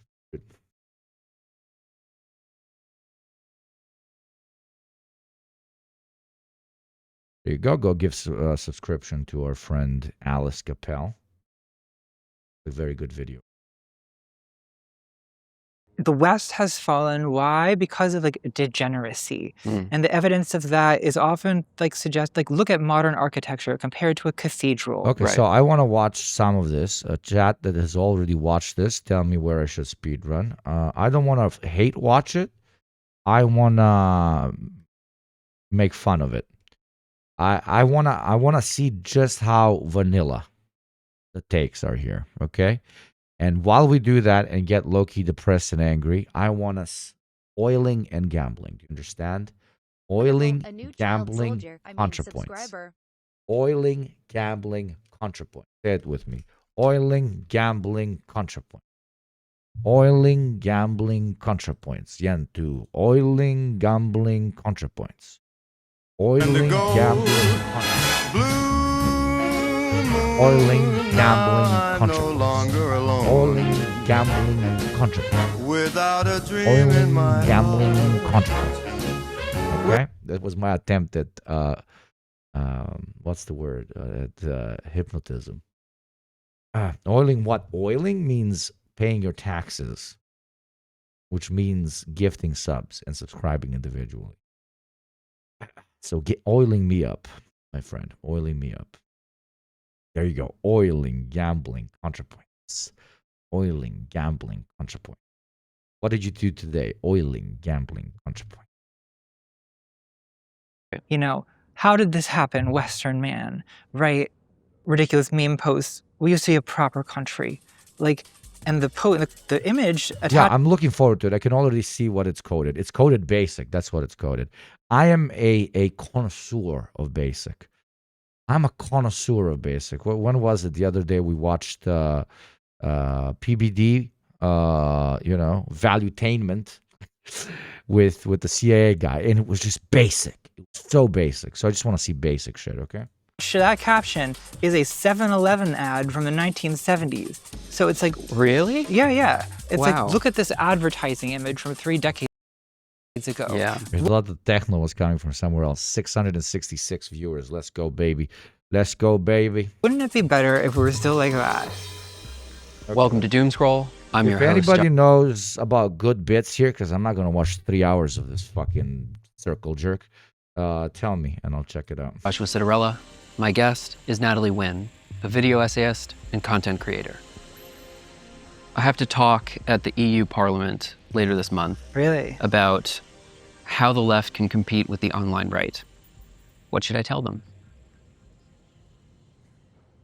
One reason I have a difficult time answering this question is that a lot of the reasons why the online right has the reach it does are things we would not want to emulate. For example, a lot of online right commentators are frankly backed by money.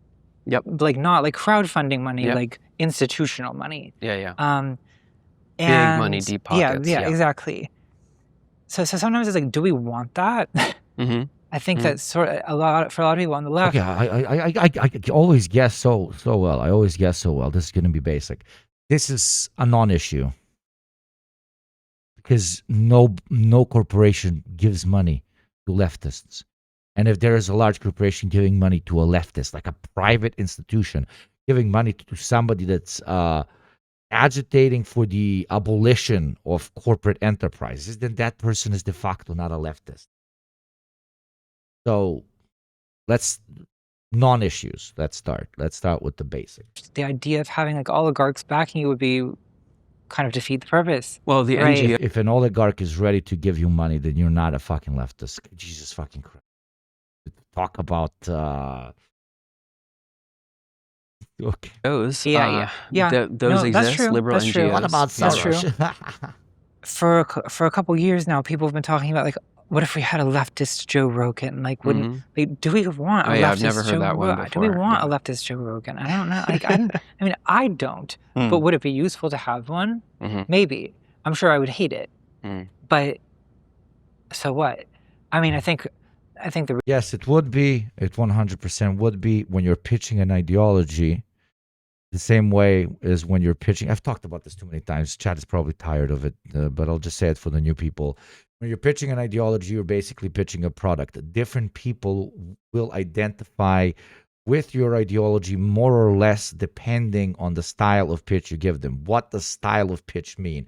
It means associating to very real problems that they identify with a solution that your particular ideology / movement / organization can solve. That is why we need as many different voice boxes, as many different and diverse loudspeakers as we can, so we can reach as many people as we can.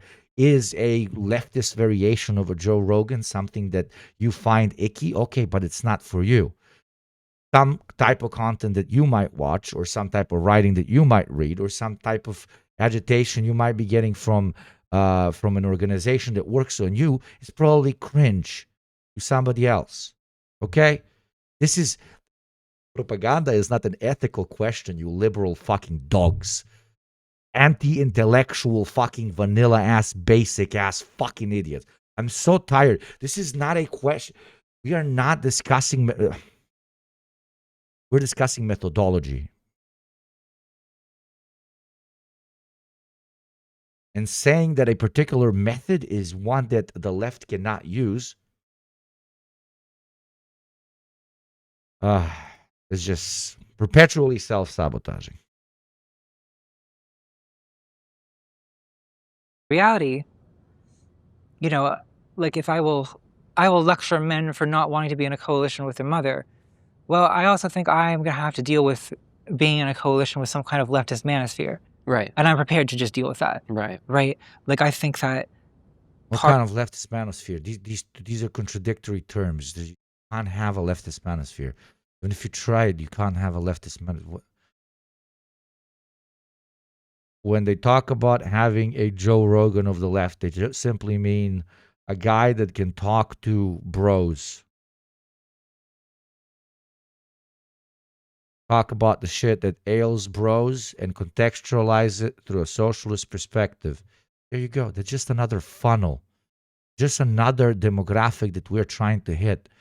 Not a more important or less important demographic than the other one. The point, no, the number is what matters. Part of my like realistic electoralist idea about politics is accepting that I'm gonna have to be in a coalition with a bunch of people I don't like, because that's life. You know, when you get on a bus, you're with a bunch of people that you don't like. You go to a party, you're with a bunch of people that you don't like. And when you hang out with your parents, you're hanging out with a bunch of people that you don't like sometimes. Welcome to existence. That also applies on organizations. At a national. You think that Hassan is the Joe Rogan of the left? I mean, if you want to, I think he does a very different type of. But if we look at Joe Rogan being an incredibly approachable media personality that redirects people into particular ideological schools of thought intentionally or unintentionally while they're not noticing that it's happening to them, then Hassan is not that. Hassan wears his ideology on his wrist, right? He's very open about being an ideological player. While Joe Rogan is the opposite. He presents this enlightened centrality, which is always, to the right, which then slowly and inconspicuously funnels people further right. Hassan does not do that. Hassan very openly says exactly what he's doing. He looks you in the eyes and I'm trying to make my definition of this individual socialist out of you. So in that context, they're different, I guess. If you want to know exactly what I think about Joe Rogan, right? ! Reaction. And tonight, a new episode, a public one, is going to come out on that show, a show that I recently started. It doesn't have a lot of episodes out yet. It's going to be on Joe Rogan. It's going to be around 1 hour and a half of just Joe Rogan analysis by me and two other.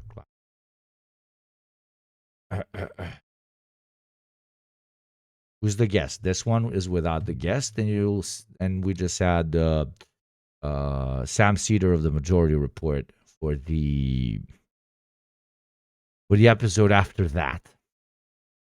So that's going to be next week. That was fun. That one's just a funny episode. I'm not saying that it's not informative. Of course, it's informative. But Sam basically came in and just started dropping tea, dude. Dropping tea. Like, it was funny. We were like, okay, we want to talk about this particular individual. And we were more thinking in the direction of, like, doing ideological analysis. Like, oh, what is he trying to do, et cetera, et cetera. And Sam just tried it, just straight up, just started just fucking shit talking and spilling tea about how cringe this guy was. So we ended up 70% of the episode is just like pissing on his grave, babe. Just pissing on Tim Pool's grave. It was wild. I enjoyed it. It's going to be a slightly different type of episode than the other ones because it's just Sam going, Papa. Sam Cedar, even at some point, Sam Cedar of the Majority Report, if you don't know, at some point actually goes like, I feel bad for him. So bad. I feel fucking bad. You'll know how after, like, because Sam has like inside information. If you listen to that episode, you will learn how the fuck does somebody go from making around 100,000 euros, dollars a week being given to him by the Russians, go into like being actually bankrupt. Not bankrupt, but being, struggling financially. How does somebody go from like such a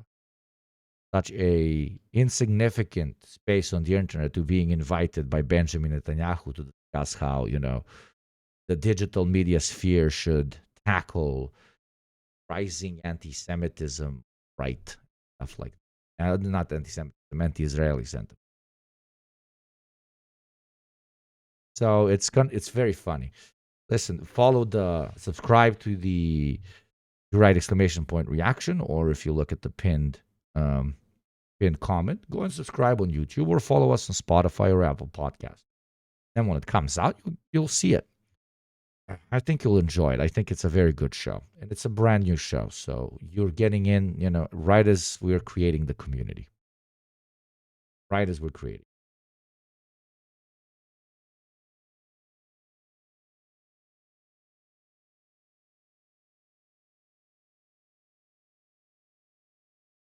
I wish I could get that kind of money without having to do imperialist propaganda. I do as well.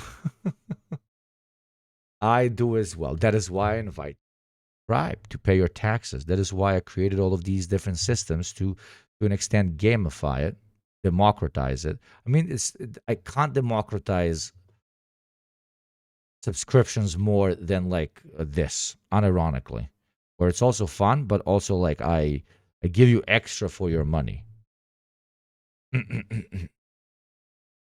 So we're hitting the third hour anyway. So there you go. I don't have Tel Aviv, Washington, or Moscow, or Berlin, or Kiev, or anybody giving me money.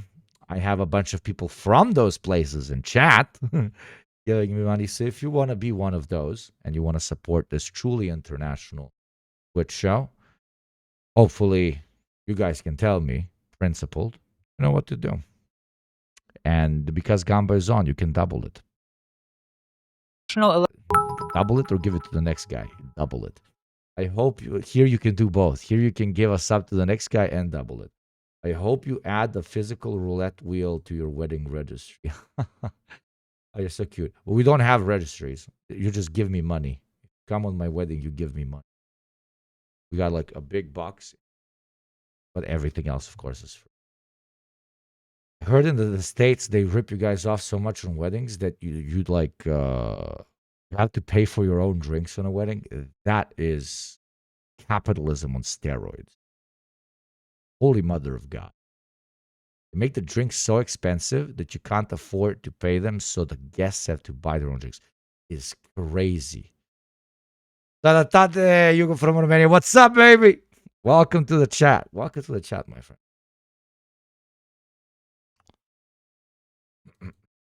Election in the United States. True distribution of wealth here. It is, man. It's from the filthy streamer down to the community. Look, if I text, hi. Now go in chat and check out how many subs I've gifted over the last year. Check how many subs I've gifted.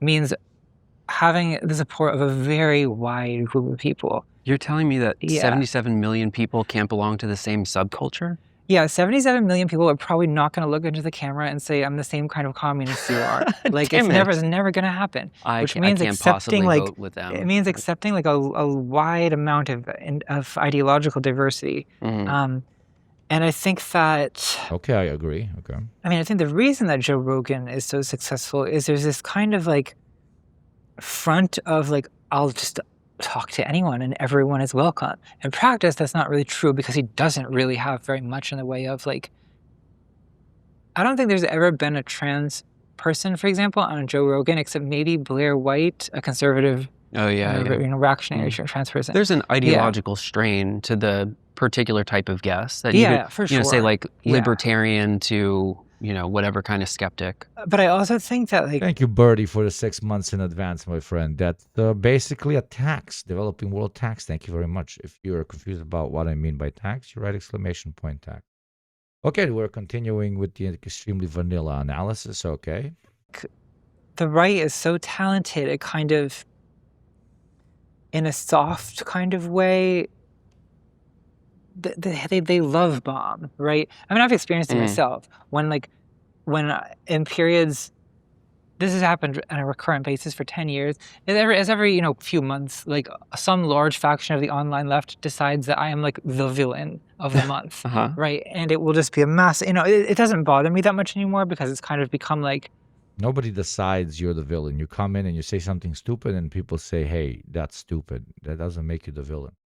That makes you free entertainment. Don't overhype yourself that much. Not that relevant. Well, there's only so many times it can happen before you start like taking it less seriously. Villain, who is this person? Exactly. Nobody tell the chatter. But I think that it used to really upset me, as it upsets most people when it happens initially, because it's kind of not. I mean, the normal when a bunch of people are screaming at you and telling you you're a horrible person. I mean, the ego's instinct is to defend itself. Right. But when that's often happened to me, I often am reached out to by people on the right who are like, hey, like I see what's happening to you on Twitter. And that's like really horrible what they're saying to you. Like, do you want to come on my podcast sometime? Right. Like that's kind of their like recruitment method. Is like they reach out, they sort of exploit the divisiveness and the vitriol of leftist spaces to kind of like lure people out. So division. Yeah, and we do the same. We just, for example, do it to, I don't know, minorities that are in the right. When we notice them, their fellow right-wing comrades not being as, quote-unquote, accepting one day as they were in the previous day. And we go and we tell them, yo, you see, these guys were never on your side, and they were eventually going to cannibalize you. Chill the fuck out. But we do it because it's impossible for us to do it with actual media personalities, because that's the enemy. They're unless they choose to change sides, and even then we would be very skeptical. We would never proactively pursue a fascist, but we do proactively pursue victims of fascism or people who are slowly being corrupted into a fascist who are not yet conscious of it. That's why I started the show. That's why I reached out to Freda and to Mike for the reaction pod, because of that. Because, oh my God. Hamburger, hamburger, hamburger, hum. Hamburger, hamburger, hamburger, hum. Hamburger, hamburger, hamburger, hum. Hamburger, hamburger, cheeseburger, cheeseburger, cheeseburger. Right. Big Mac, Big Mac, Big Mac, Big Mac. Whopper, Whopper, Whopper, Whopper. Hamburger, cheese.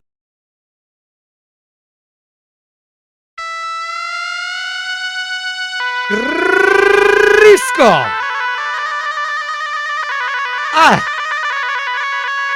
50!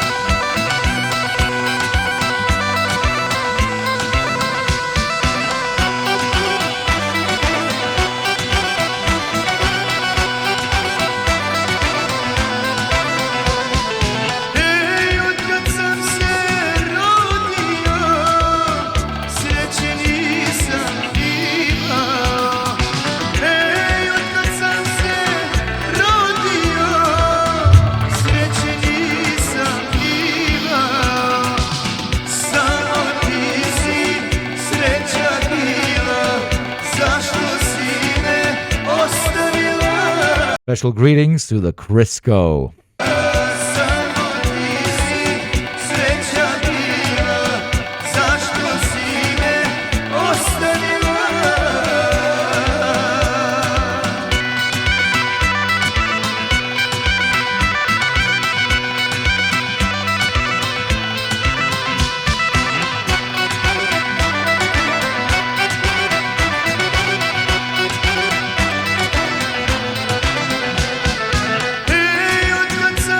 Best song ever made. Best song ever made. Okay, not every. No, top 10 songs ever made. Top 10 songs ever made. It's very sad, though, the text, but it is fucking incredible. It is incredible. Crisco, thank you very much, my friend. Seriously. Seriously. Who's even leading now on the fucking board? You guys are starting a civil war in the top oiler board. Oh, it's 2 and 3 are equal measure. Fucking legends, absolute mad lads. Thank you so much, Crisco. How you doing, Crisco? That song was special for you. Special for you.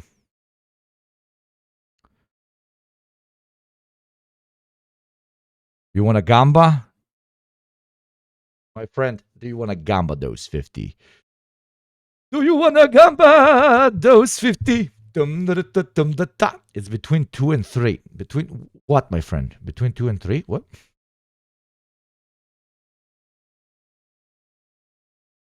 We share a brain cell. Yes. The song is basically, since I was born, I was never lucky. I got nothing except you, and then even you left me. Like, it's wow. That's like 90% of old school. 90% of old school. This is how I tell people. 90% of old school Balkan music. I specifically mean Serbian and Bosnian music, specifically, and Montenegrin, right?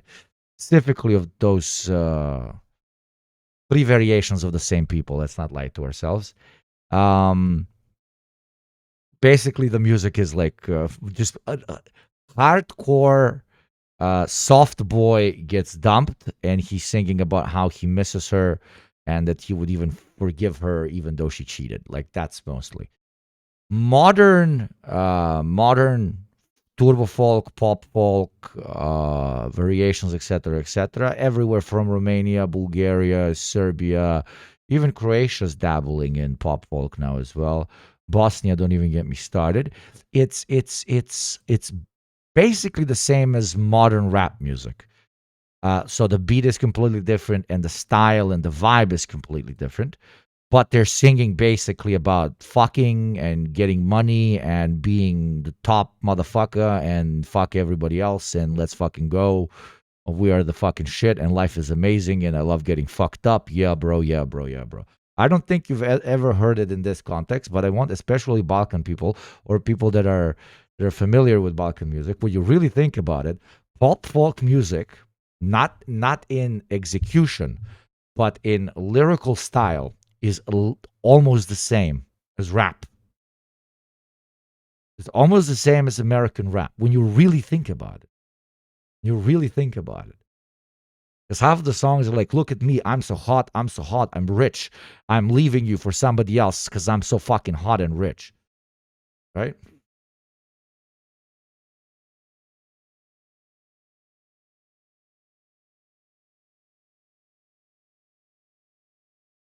And then vice versa, the dudes do a similar thing. Those songs are before rap. No. Yes, funnily enough, actually, yeah. Can we play this banger? Let me save it. Maybe later, my friend. So, Crisco, did you say that you wanna do the gum or no gum for my sexy oiler?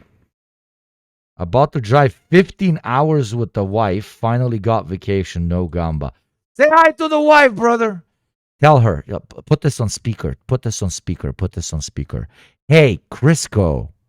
Sorry. Hey, Crisco's wife. Your husband is incredibly handsome, brilliant, and is the top oiler, okay? If he owes me up this much, I can't even imagine how much he owes you up. Ooh, lucky lady.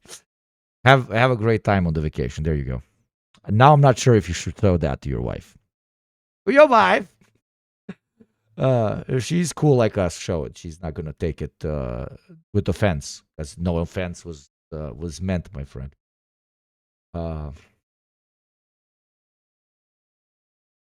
Kubashi is like, if Kubashi was not a Slav, I would feel like he's the most racist person on the planet. Because of course this is what you send me. This is originally a Bulgarian song. This like nobody knows this. Skibidi bop, yes, yes. What was the guy's name? Song. Was this guy. Like this guy like just looks like the Chad meme. I don't even know. I don't think he's like, he just looks like the Chad meme. Kiki. I've seen this guy live. I haven't gone to a concert. I've seen him in a restaurant.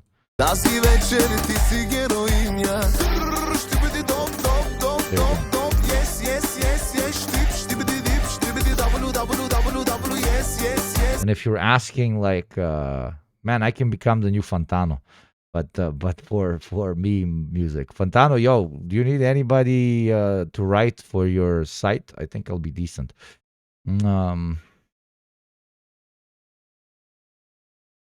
Yeah, if anybody's wondering, does that mean anything in Bulgarian? No, it doesn't. He's just dropping words, and it became a worldwide trend. This version is fire as fuck, yeah.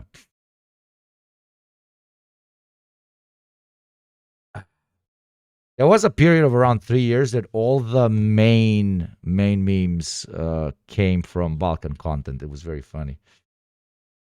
Can't forget this classic. Oh, I can't wait to get Poop Sock now.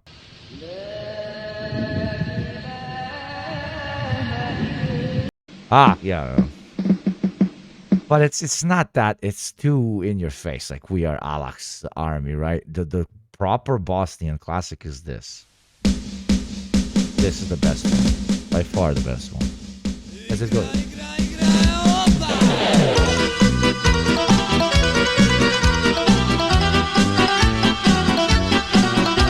That's the best Bosnian one. This is by far the best Serbian one. By far the best Serbian one. As it goes, Panteri. See, it goes.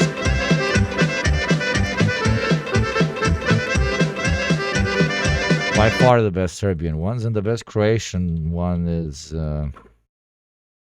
which one could be? It's of course. I mean, it's yeah. Croatians didn't have too many. This is the best Croatian one. It just starts with like it just goes.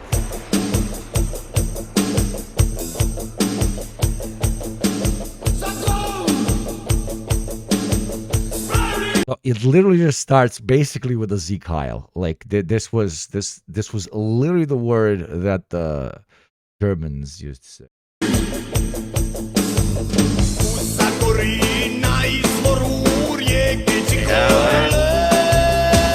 But he goes with it's incredible. This one's my favorite Croatian.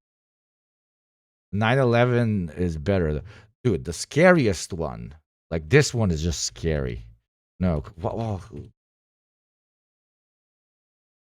It was Gusle.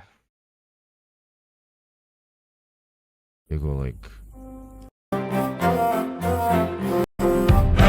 No, it's not that one. There's one that's just they're very old from World War One.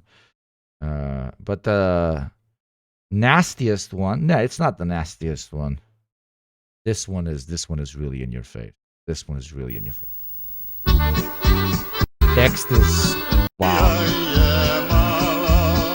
Text is wow. It's kind of anti-imperialist in a nationalist way. It's very strange. Very strange. It's not very strange. It's a decent song because it's basically like who says Serbia is small, and then it starts listing out like 15 countries that attacked it that Serbia defeated. So it's kind of cool, but yeah, unfortunately, just like a lot of cool. Relatively progressive patriotic songs, they end up getting co-opted by by crazy fucking right wingers, and then the context gets so ruined that you can't listen to it. Victory lap song. It's kind of sad because it's not a victory lap, because like Trivia kept losing half of its population, half of its population, half of its population, half of its population, half of its population all the time.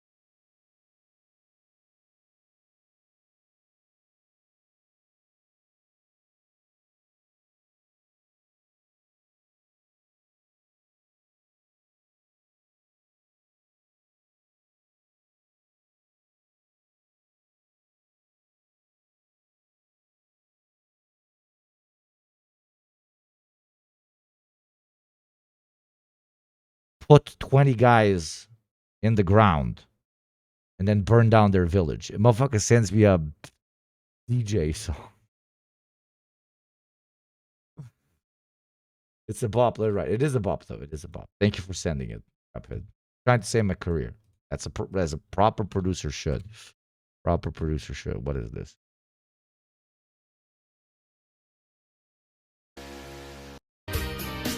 Oh yeah, Eternal Classic. Eternal Classic. Eternal Classic. Incredible song.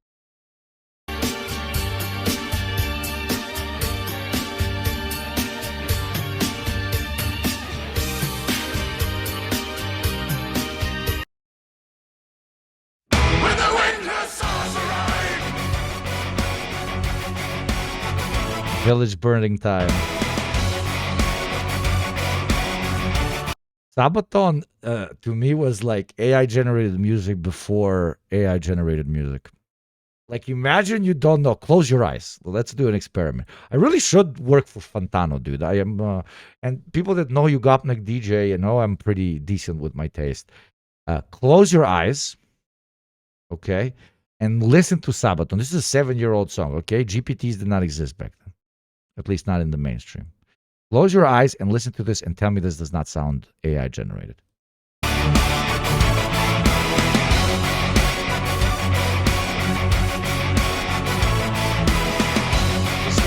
Close your eyes.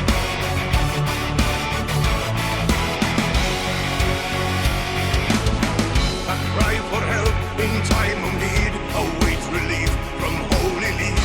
60 days of siege outnumbered and weak. Sent a message to the sky, wounded soldiers left to die. Will they hold the wall, or will the city fall? Dedication, that outnumbered 15 to 1. Dude, this is literally AI generated. Nobody would be able to convince me that it's not AI generated if it wasn't posted 7 years ago. I would never believe you. I would never believe you. Like, I don't know. There you go. I'll write AI generated war song. Metal.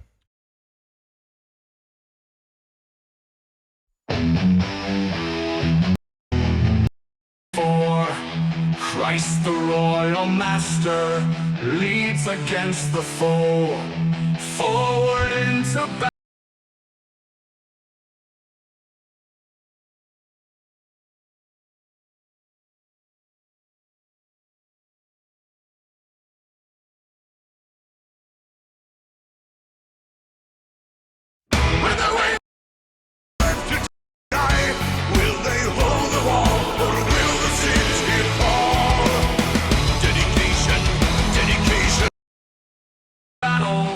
See his banner go. Our Christian soldiers marching as to war, with the cross of Jesus going on before.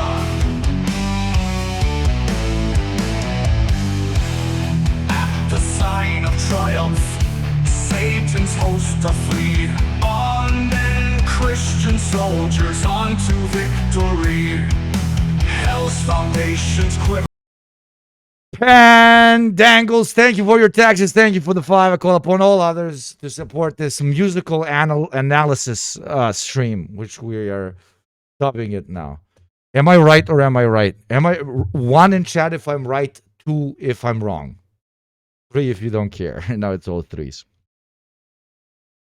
Please tell us, my friend, Pan Dangles, do you want to gamba those beautiful 5, my friend? A lot of 1s, except the 2 from Jokula. Jokula, gde su ti, gde ti je porez? Izvini, molim te. Ko ti je rekao da možda pričaš bez da si oporezan? Gde je porez? Gde je porez, bro? Mostly 1s, and Jokula being 2. And Kubashi being 2. Kubashi, what? What? Kubashi is a, what? Don't tell me you're a Sabaton fan. I mean, everybody was a Sabaton fan for like a month. That's kind of like, because they unironically run their band like a modern AI generation tool, because they have a song about like the army of every single country on planet Earth, every single white country, of course. So they always get fans that are patriots from that country. That's it, and they milk the shit out of them. But it's my ultimate, what's the word? Small dick music.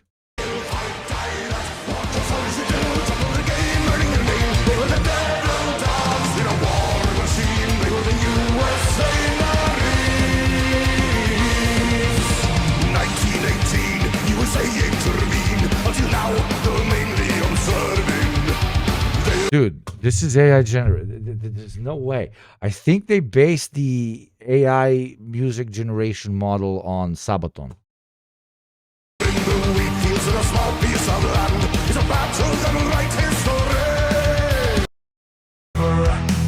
At the shower of praise, brothers, Lift your voices loud, your anthems raise. Onward, Christian soldiers.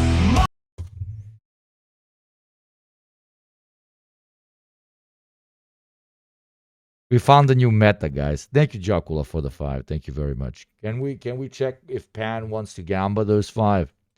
Pan, my friend, do you want to gamba those 5?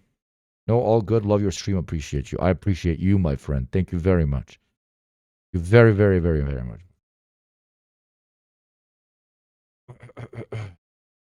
We're playing in Dallas, Texas in November. Dude, they can now mix the AI shit like crazy, dude. Milk it, because nobody would. They can make like AI songs 24/7. Nobody's gonna notice because it just sounds like something. We need some real music.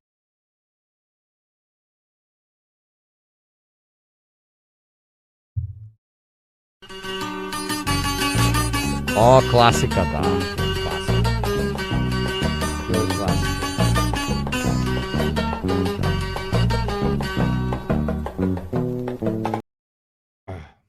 Go play fucking Shia at Mia.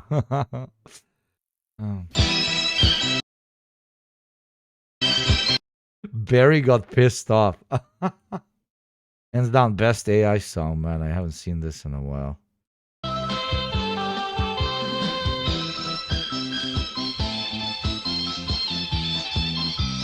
Man, I was so much fatter back then. Jesus Christ.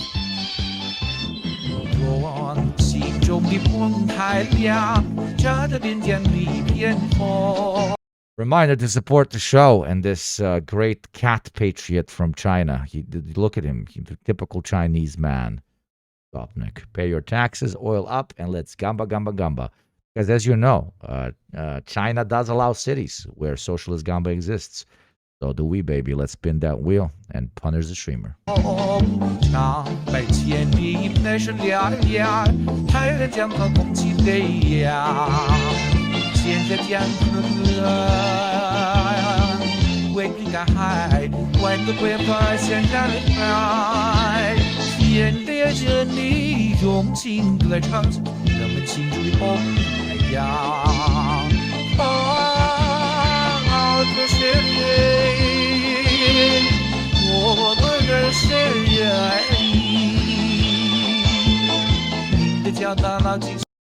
Legendary. I forgot this existed. Thank you, chatter. Thank you very much.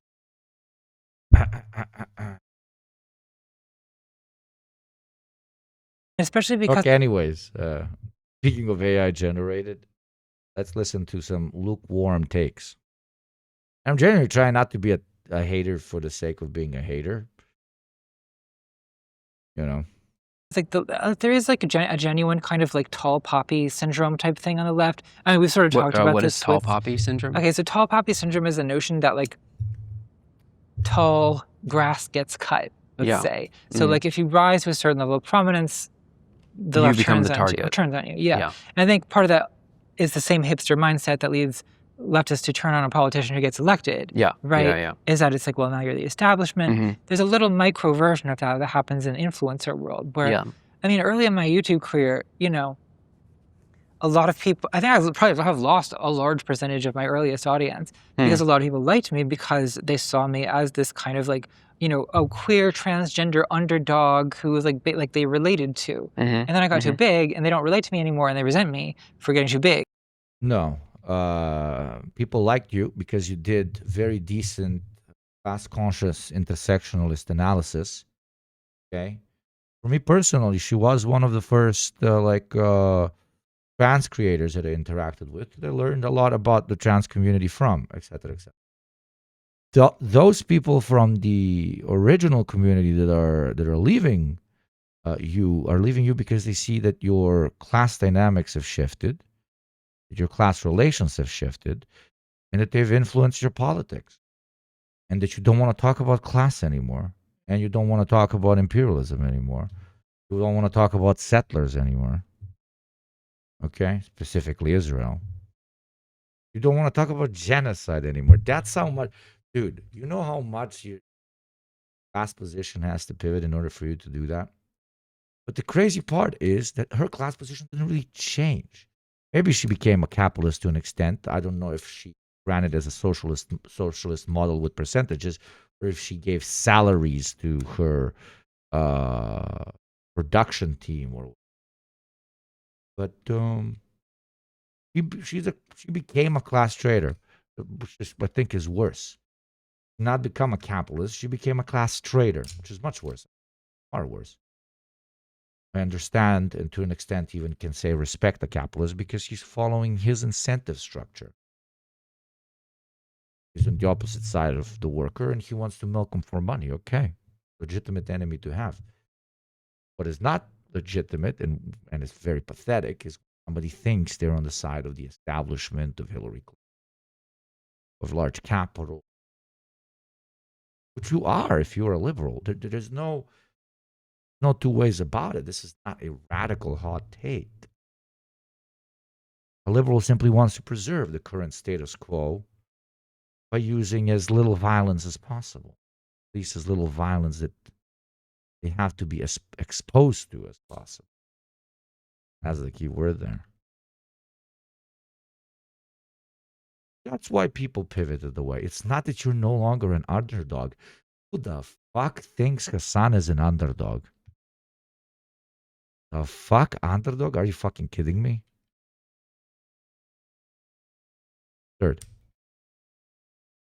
Absurd. What I mean by that is like, but Hassan is still keeping his audience. Why, under her premise, aren't people supposed to be abandoning Hassan because he represents the underdog? Yes, he's a multi-millionaire communist that is, even interacting with mainstream politicians. Nah. Still keeping the underlying class conscious position. He is still funneling people to the revolutionary left. How do we know? Because he's not snapping back at them.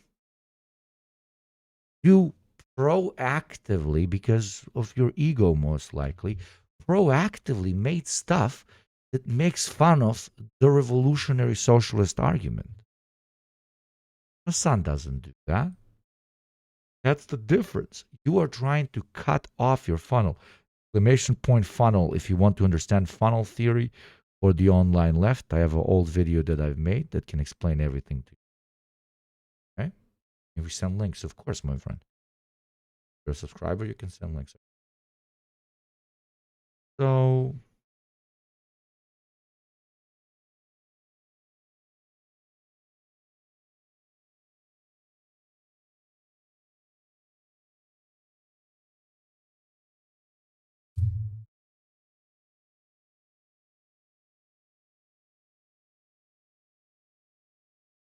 yeah, her channel is a tumor now. Yeah. There's a difference. And it's like, I think that then like caused like a kind of extreme moral, extremely like, stringent moral purity that was expected of me, and I was not. You seen the White Nephew Brigade that was sent to Tehran? Stop, yeah? The White Nephew Brigade? Okay, this is going to be interesting.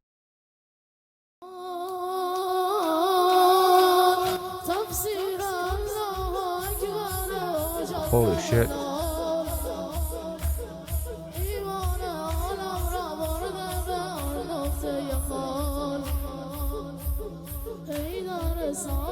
This is like half of chat. Half the white boys in chat. In a couple of months. Motherfuckers be accepting Shia left and right because of how much they're fucking up the Yanks. Yeah, supporting genocide is my purity test. I have two purity tests. Is class at the foundation of what you're trying to agitate based on? And number two, do you want to see your politics implemented, aka do you think you're part of a larger funnel, or do you think you're the end all be all? Those are my two purity tests. And those purity tests are exclusively built on just understanding the logistics of the whole operation of trying to introduce a particular ideological pitch, and more importantly,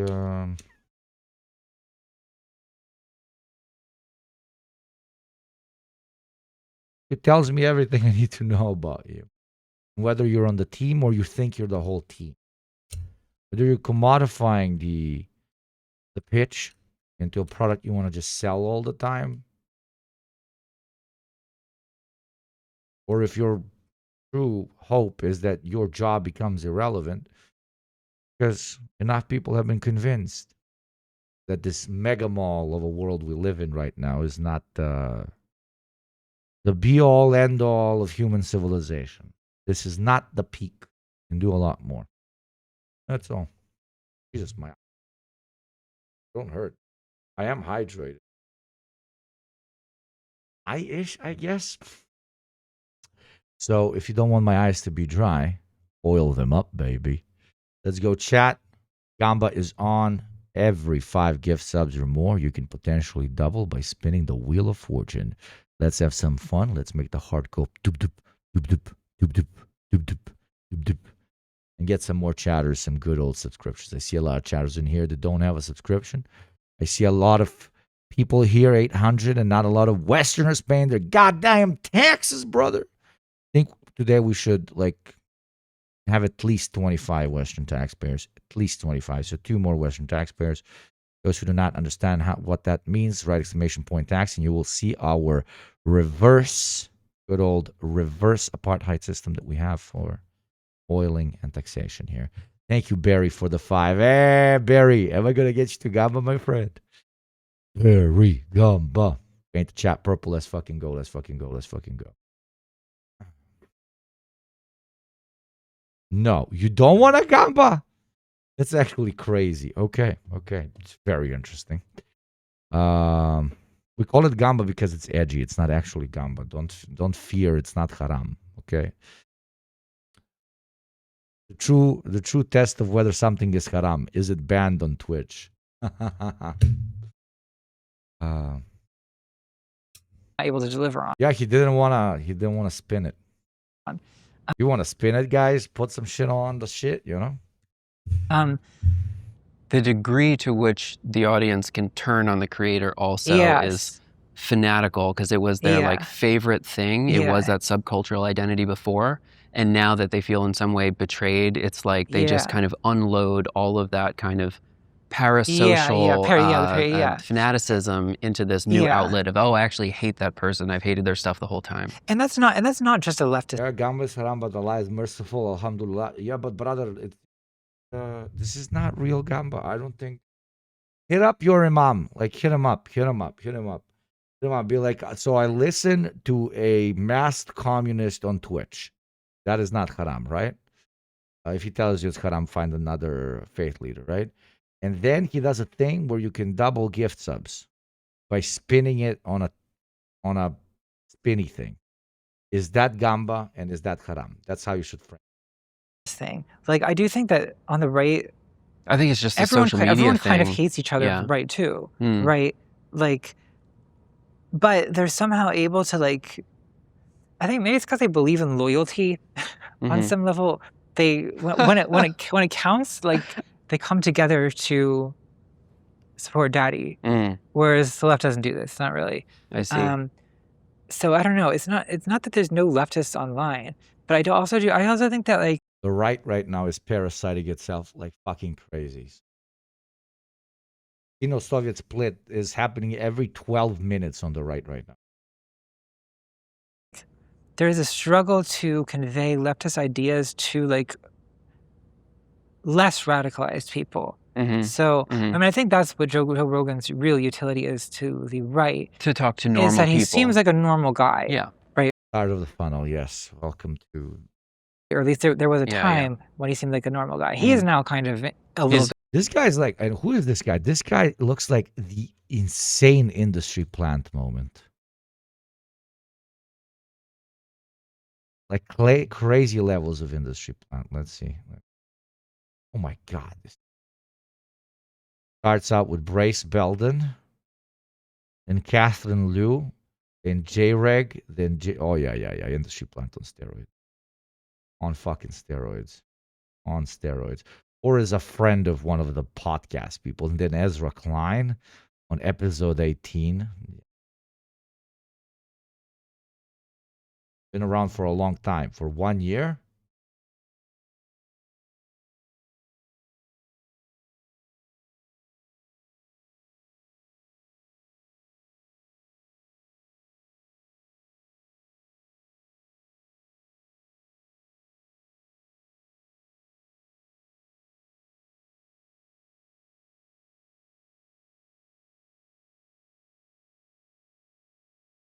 Yeah, 1 year. 8,600 members in 1 year. Yeah. Tells me everything I need to know. But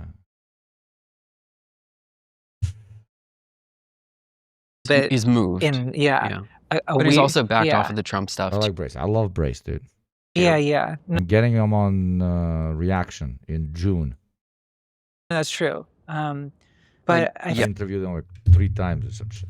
Think big audience has to include normal people who are not like political ideologues. And it's tough to do that on the left because if you have a guest who has said, XYZ problematic thing, there'll be a bunch of leftists online screaming at you for platforming fascists or whatever, right? So the temptation is to maintain the boundaries of the cloister.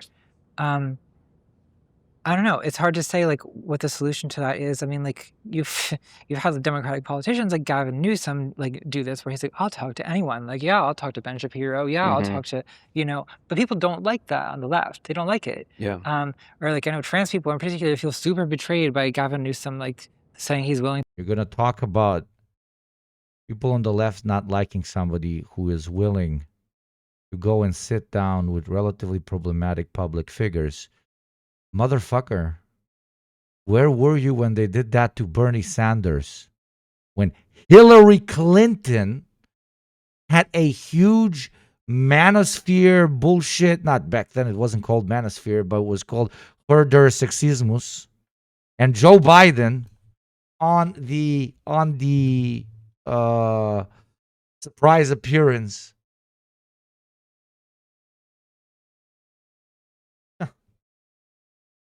That Bernie had on you guys remember on Joe Rogan. How we're not talking about that one. How we're not talking about that one. The dirtbag leftists, yeah. To kind of back off on the trans stuff because filthy fucking Americans, like Jesus fucking Christ, you fucking zero ass life ass having lived up. I'm sorry. Sometimes you guys really make me want to fucking lose my mind. Glitch Greens! Thank you for the oil, daddy. Yes. I love my greens glitched. Thank you very, very, very much. W's in chat for Glitch Greens. You want to spin some shit on that. You want to spin that tenor, baby. You want to spill that tenor. Because it's not popular. It's not popular. Well, that's...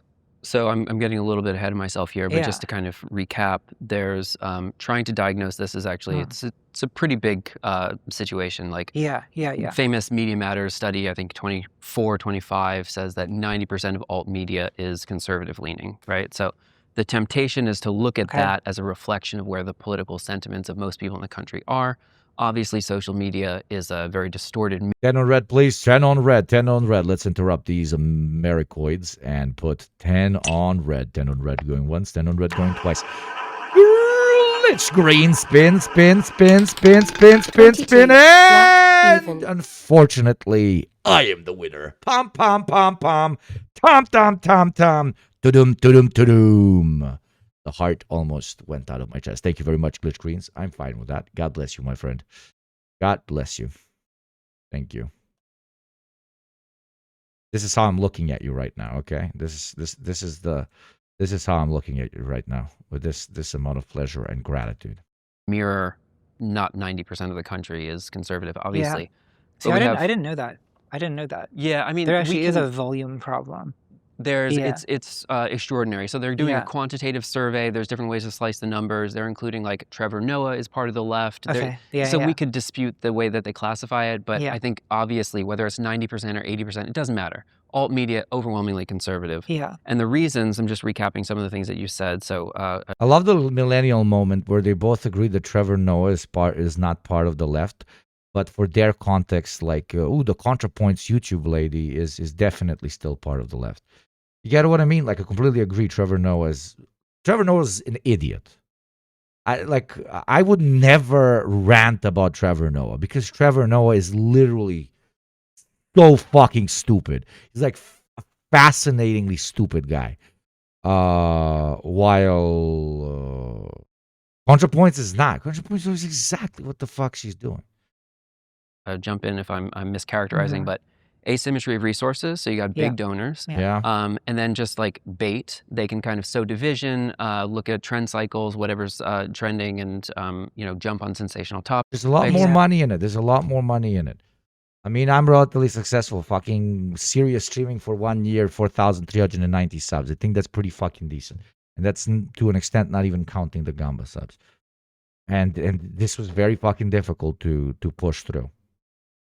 I got 2 shows at this point, like et cetera, et cetera, et cetera.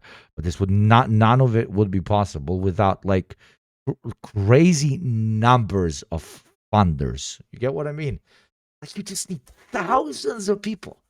You know how many people that is? Thousands of people. Not only to listen to you, but to give you funding so that you can do those projects. Meanwhile, on the right, I just hit up a think tank. And I got a $50K monthly salary. Thank you very much. Thank you for the Prime and the 6 months, Mugetsu. Thank you. The 15 in general. So what I'm trying to say is that from a perspective where I did manage to kind of crowdfund, let's say, the 3 main projects that I'm doing. One could say 5, but let's say 3.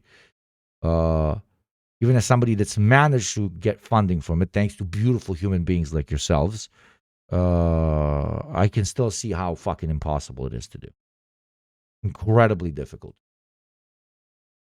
Yeah. And then the third is that some of the positions on the left are unpopular in a majoritarian democracy. Yes. So we can fix 1 and 2. How do we deal with 3? Well, I actually think people aren't going to like this. I mean, I think there's certain issues on the left that the most high-profile spokespeople is the person who's not going to like this in the room with us. Are actually like warranted in avoiding. Like I personally think that at this point, like the Democratic Party should not talk about trans people.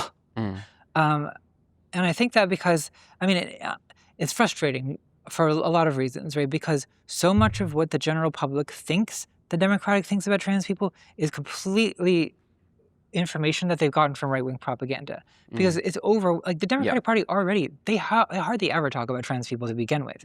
Like I've seen so many people suggest, for example, that like, oh, Kamala Harris, like, you know, she pushed everyone away with all that trans ideology. And I'm like, what trans ideology? How many times on the campaign trail did Kamala Harris even mention trans people? Yeah. Not a lot of times. I heard a lot about Not black men's crypto assets, but not trans people. Right. Yeah. Like, I mean, it's so I think that people have like really been convinced what the left talks about by right media. And in part because like, well, I think right-wing media, they've also kind of mastered rage bait, right?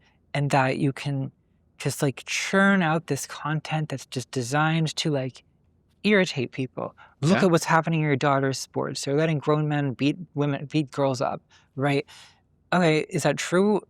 Doesn't matter. Makes people angry, gets attention, right? So I think that you say that, you know, a lot of right-wing media says that and they say, this is what the Democrats are doing.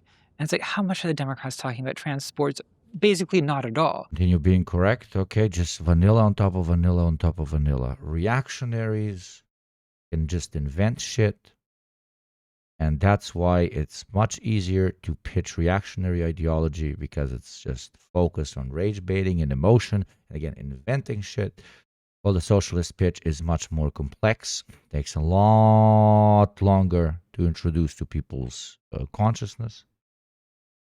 And that's why, on average, they will always have a bigger representation in the media sphere.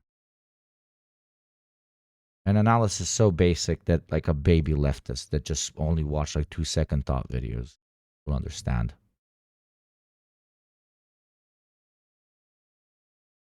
We could watch a less rage-inducing video. The city. Fuck yeah, we should watch that. But now I'm invested. Like, is the real answer to that question. But the right has really succeeded. PM Triox, yeah, welcome. in convincing the public that that's what the left talks about. Yeah. So and they do it 90% louder. 90% louder. Yeah, as you say. Well, the question how to respond to that. Is it to publicly start arguing on the topic of trans sports? I don't think so. Because I think that one is so losing that it's like, I mean, I think deflection is kind of the answer. This is misunderstanding how agitation functions. No subject should be avoided, but subjects should be targeted. Especially in the modern era, you can unironically, let's be utilitarian as hell right now. You can unironically be talking about trans issues to people that want to hear about trans issues. And talk to other people that are interested in something else a lot more about that. Diversity in pitches. While focusing on, not going in the other insane direction where you're like, no, bashing trans or removing your support from them. Just adequately targeting your vast different pitches to different demographics and psychographics. Knows this. This is baiting. This is baiting as a way to get relevance back. Because nobody gives a shit anymore. Answer is to say, like, what is deflection? When they like, I don't know, in a debate situation, for example. Not losing topic. No, I'm not. Yes, of course. I'm not saying that it's a losing topic. Far from it. Absolutely far from it. It just, I'm just talking about that's not how agitation works. Not even for a lived up party like the Democrats. It's not how. That you have segmentation. Oh, God. If they want to go on and on about men and women's sports, observe that they are the one who keeps bringing this up. We're not talking about this. This is not part of our agenda. You are obsessed with this, right? In other words, Graham Plattner does this a little bit. Yeah. But to flip the obsession, to flip the obsession accusation. Oh, I see. Right? I see. Because it is like, I mean, I think back to like the sort of gay marriage debate in the Bush administration. I think one effective, or even like going back to like the 70s and the like. What was going on in the 1970s with the origin of the gay rights movement? With Anita Bryant, who was a big anti-gay, I mean, she'd originally been like a musician and who became sort of an anti-gay celebrity spokeswoman. Her credibility, I think, was. I always thought it was crazy that we were talking about Kropotkin so much. The term bread tube, which derives from the conquest of bread, I have no idea where that came from. I always thought it was weird that it was applied to me. Yeah. I don't talk about Kropotkin. Like, I'm not an anarchist. Like, I don't know. But yeah, I do think that, like, I don't want to do. Yeah, guys, I'm not an anarchist. I'm like completely legitimate. Please take me seriously. I want to do mainstream stuff. Please, I want mainstream stuff. Please. I don't want to entirely disparage the activity of reading theory, but I do think that like this kind of like priestly tendency of the left that there's this. I like it. Okay. Well, it's interesting. Yeah, if you're an intellectual, but like I think that. Is 19th century social and political theory like really the thing that we need to insist everyone be literate in? Again, we're fighting ghosts. Nobody is insisting that absolutely every single socialist should be exceptionally well read. That is physically impossible. Nobody has that fucking time. What we insist on is people who talk about politics being well read. If you're going to go on the internet and talk about leftist causes, that you show verbally, you know what the fuck you're talking about, and that it's based in theory that you will never be able to outdo because it's been done before. Add on to it, but if you haven't explored that theory, you'll be able to. So it is when people are like, you have to be a very well-read socialist, normal socialists at least do this, is if you're doing agitation on the internet because we don't want you spreading, you have to just not dialectical, right? Or if you're trying to run as a candidate or lead an organization, we need to make sure that you're well read because we want to be led by somebody who knows what they're doing. That's it. It's not an insisting. It's like, bro, show me your CV. That's what it is. Like, I don't. Why should I listen to you if you don't know about any of this?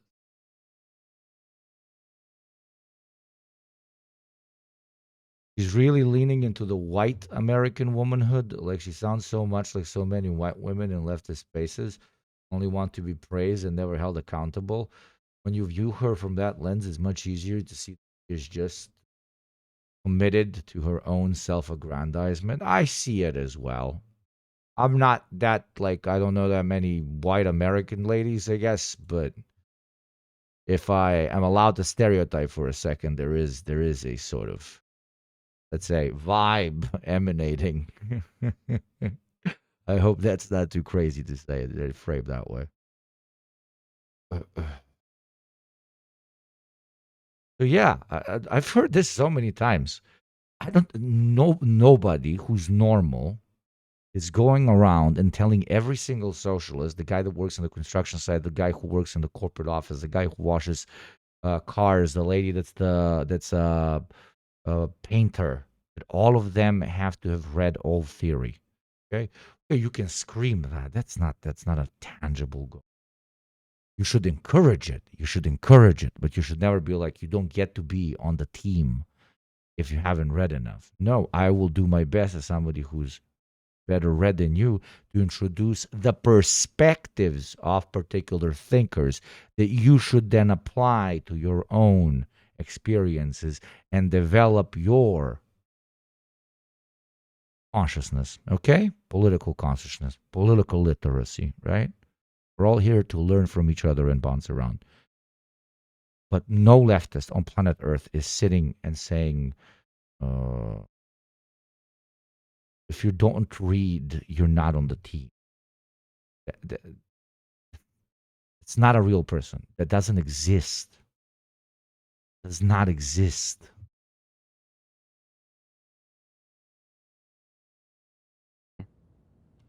I don't think it should be. I mean, I think it's, again, useful for, I suppose you can call it a vanguard. I don't call myself a vanguard. That seems a little too self-congratulatory. I mean, I don't think that I'm useless. I'm not trying to be overly self-disparaging when I say that video essays are not the Agitators are not the fucking vanguard. They're the fucking agitators. We put the posters on the fucking walls. Jesus. We play a completely different role. We're not the executive body. I'm losing my mind. solution to the media environment. But I also recognize, even if you want it to be self-congratulatory, the vanguard organizes, the vanguard pushes, the vanguard helps dictate the current party line. We are trying to get people into the party, okay? We get people into the party. That's the meaning of my life. What the party does with them afterwards is not my fucking job. Is that there's serious limitations to how... We wouldn't be doing this if we thought it was useless. Right, I wouldn't be doing it if I thought it was useless. But it's also, like you say, insufficient. To watch part 2 of this episode, you can support the show on Patreon. I found the exact same thing, which is that like when you switch from academia to social media, you get rid of one problem, which is the like hyper specificity of the like. I mean, the reason the moment I dropped out of my PhD program was the moment when I was having to transfer from. You think the American dream is still able to be obtained in this generation? 5% chance, maybe 3 to 5. If you're talking about an individual, like depending on your starting level, let's say in the game of American capitalism, between 3 and 6% chance of achieving it. 6 being like you're born in a quote unquote middle class white family or whatever. Going further down to the 3 if, in the other case. But yeah, there's always there's always a tiny chance that you can be a rich guy. But it's pretty fucking tiny. Like, might as well just go to the casino, brother. You can hit the lottery, yeah. Getting a master's degree, which I was doing as part of the PhD, to like, okay, it's time to write a dissertation and choose a specialty. And it's like, do I want to spend the remainder of my 20s thinking about the same 3 paragraphs of hateful? Like, no, I don't. I don't want to do that. That is like you don't want to do that? Like a profound like waste. I know people who've been doing that time. for free. Yeah, right. Some people will. So it seemed because like what I liked about philosophy, like as an undergrad, is like how it's this like sweeping tour from like Plato to like Foucault or whatever, and it's you're doing like a different thing every week, and it's like really exciting to encounter all this new stuff. Sure. And so I thought like social media might be a better place to do that. I spent a lot of time thinking about exactly that question. People aren't doing that. Some are, but not a lot of people. Occasionally, yeah. But what is the thing that draws this online left audience to embrace causes that they cannot have a say in its outcome? I spent a lot of time thinking about exactly that question. What does that question mean? Am I stupid, chat? Chat, help me. What does that question mean, chat? Why do we support causes that we can't control the outcome of? What? What's the context? Maybe I need to go back further. This is kind of the perfect trap for them because there's no lever they can pull in American politics, either through strike, either through democratic inputs. Like they don't have a hand in it. The most they could do is like lay in front of the tanks. Yes. I don't see a lot of people doing that. And people aren't doing that. Some are, but not a lot of people. Occasionally, yeah. But what is the thing that draws this online left audience to embrace causes that they cannot have a say in its outcome? They're not doing anything. Again, let's be Marxist for a second, okay? They're not doing it because they get treats. Eventually, they're going to run out of treats, and then radicalism is going to increase. Depending on how organized the left or the right is, and depending on how many people identify more with the class conscious project or the reactionary project, in general, the chaos ensuing from the decline of access to treats will either be co-opted by barbarism or by socialism. That's it. All of what we're doing until that moment, specifically in the United States of America, is biding time and trying to organize as well as possible and increase our, swell our numbers. Okay, that at the end of the day, that's it. Is there a potential alternative to a what we've seen historically to be a revolutionary path to socialism that might develop in the United States of America because it is the core of empire? Maybe. I guess, but I feel like that is like profoundly optimistic. I don't want to deny its potential, but it's So these questions are a waste of time. It shows the inability to think from a meta perspective, from a systemic perspective, from a long timeline, as a long timeline in which these class dynamics are going to shift, right? So when you cannot look at it in the long term, you cannot organize for something that is eventually going to come. Constantly fighting in the what is the opposite of the meta, in the micro, in the current drama of the current moment. Okay, on the Kamala Trump moment, on the fucking, what was the name of the LA guy versus whoever he runs against next year, etc., etc. It's okay to dabble in that micro moment, etc., etc. That is the full extent of your politicking. okay, of the pitch that you're trying to present, then eventually you're going to get swallowed up because you're genuinely playing chess, but only doing like thinking about the next move, not the next 17 moves.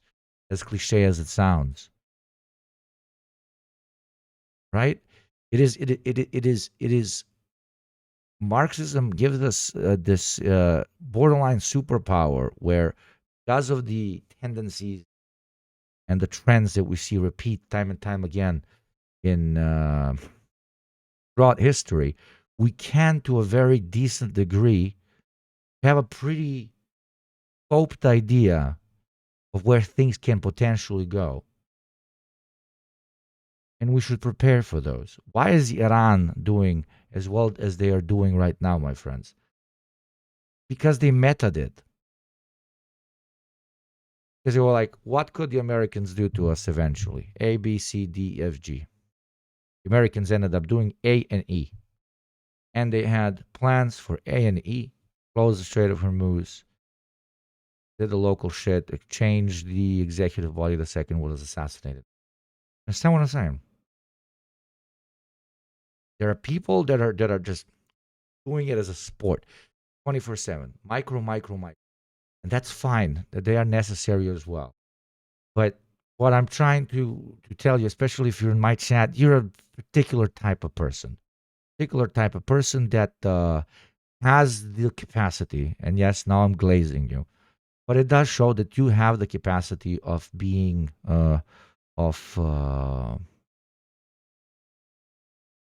being able to do the marathon instead of the sprint. You get what I mean?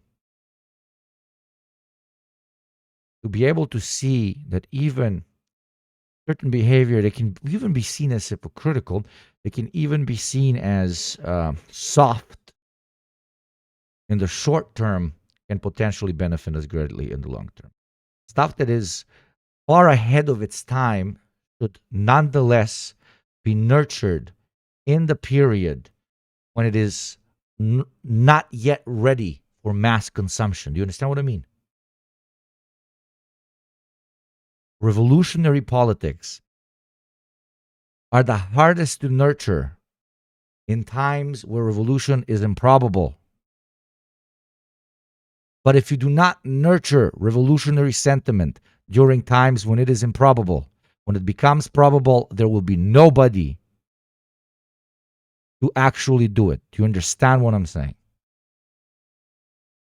So sure, let them call us LARPers or whatever, because we understand that the reformist path, unfortunately, very likely is not going to work. I hope it does. I hope it does. I would love to be wrong. But we understand that it most likely will not. And we are agitating for people to unironically normalize in their mind what co-opting chaos really is. That is what a revolution is. It is co-opting chaos for your particular cause.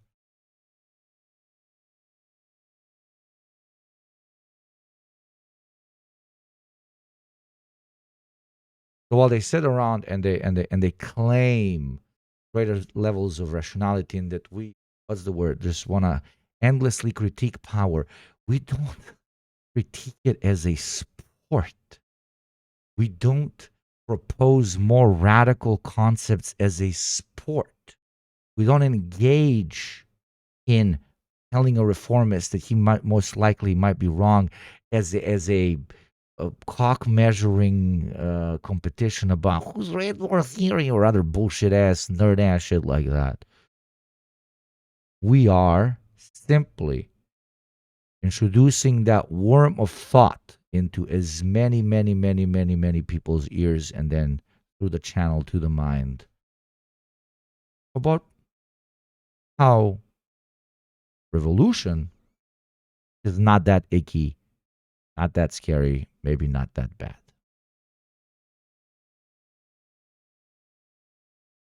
Okay? So next time when somebody is like, your revolutionary position is very improbable, you look at them in the eye and you say, yeah, for now.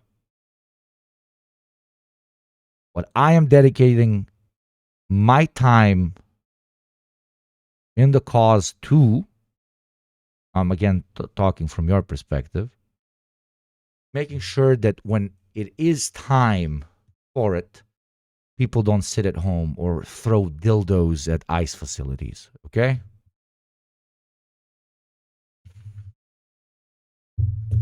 But actually,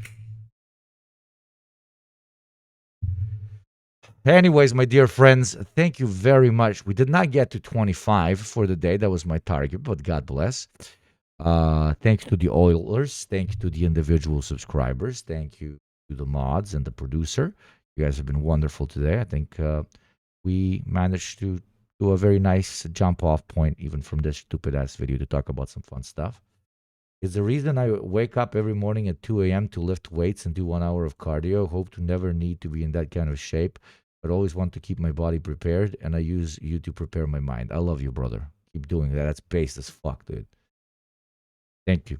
Thank you for all the support and the compliment. That is very kind of you. Yeah. That's it, my friends. That's it. Now, Struggle 4 is live. Fuck yeah. Let me. And Struggle 4 is in Cuba? Is he in Cuba? Oh, that's fantastic. I'm going to raid Shadow 4. Send my love and look at his perspective from behind the barricada.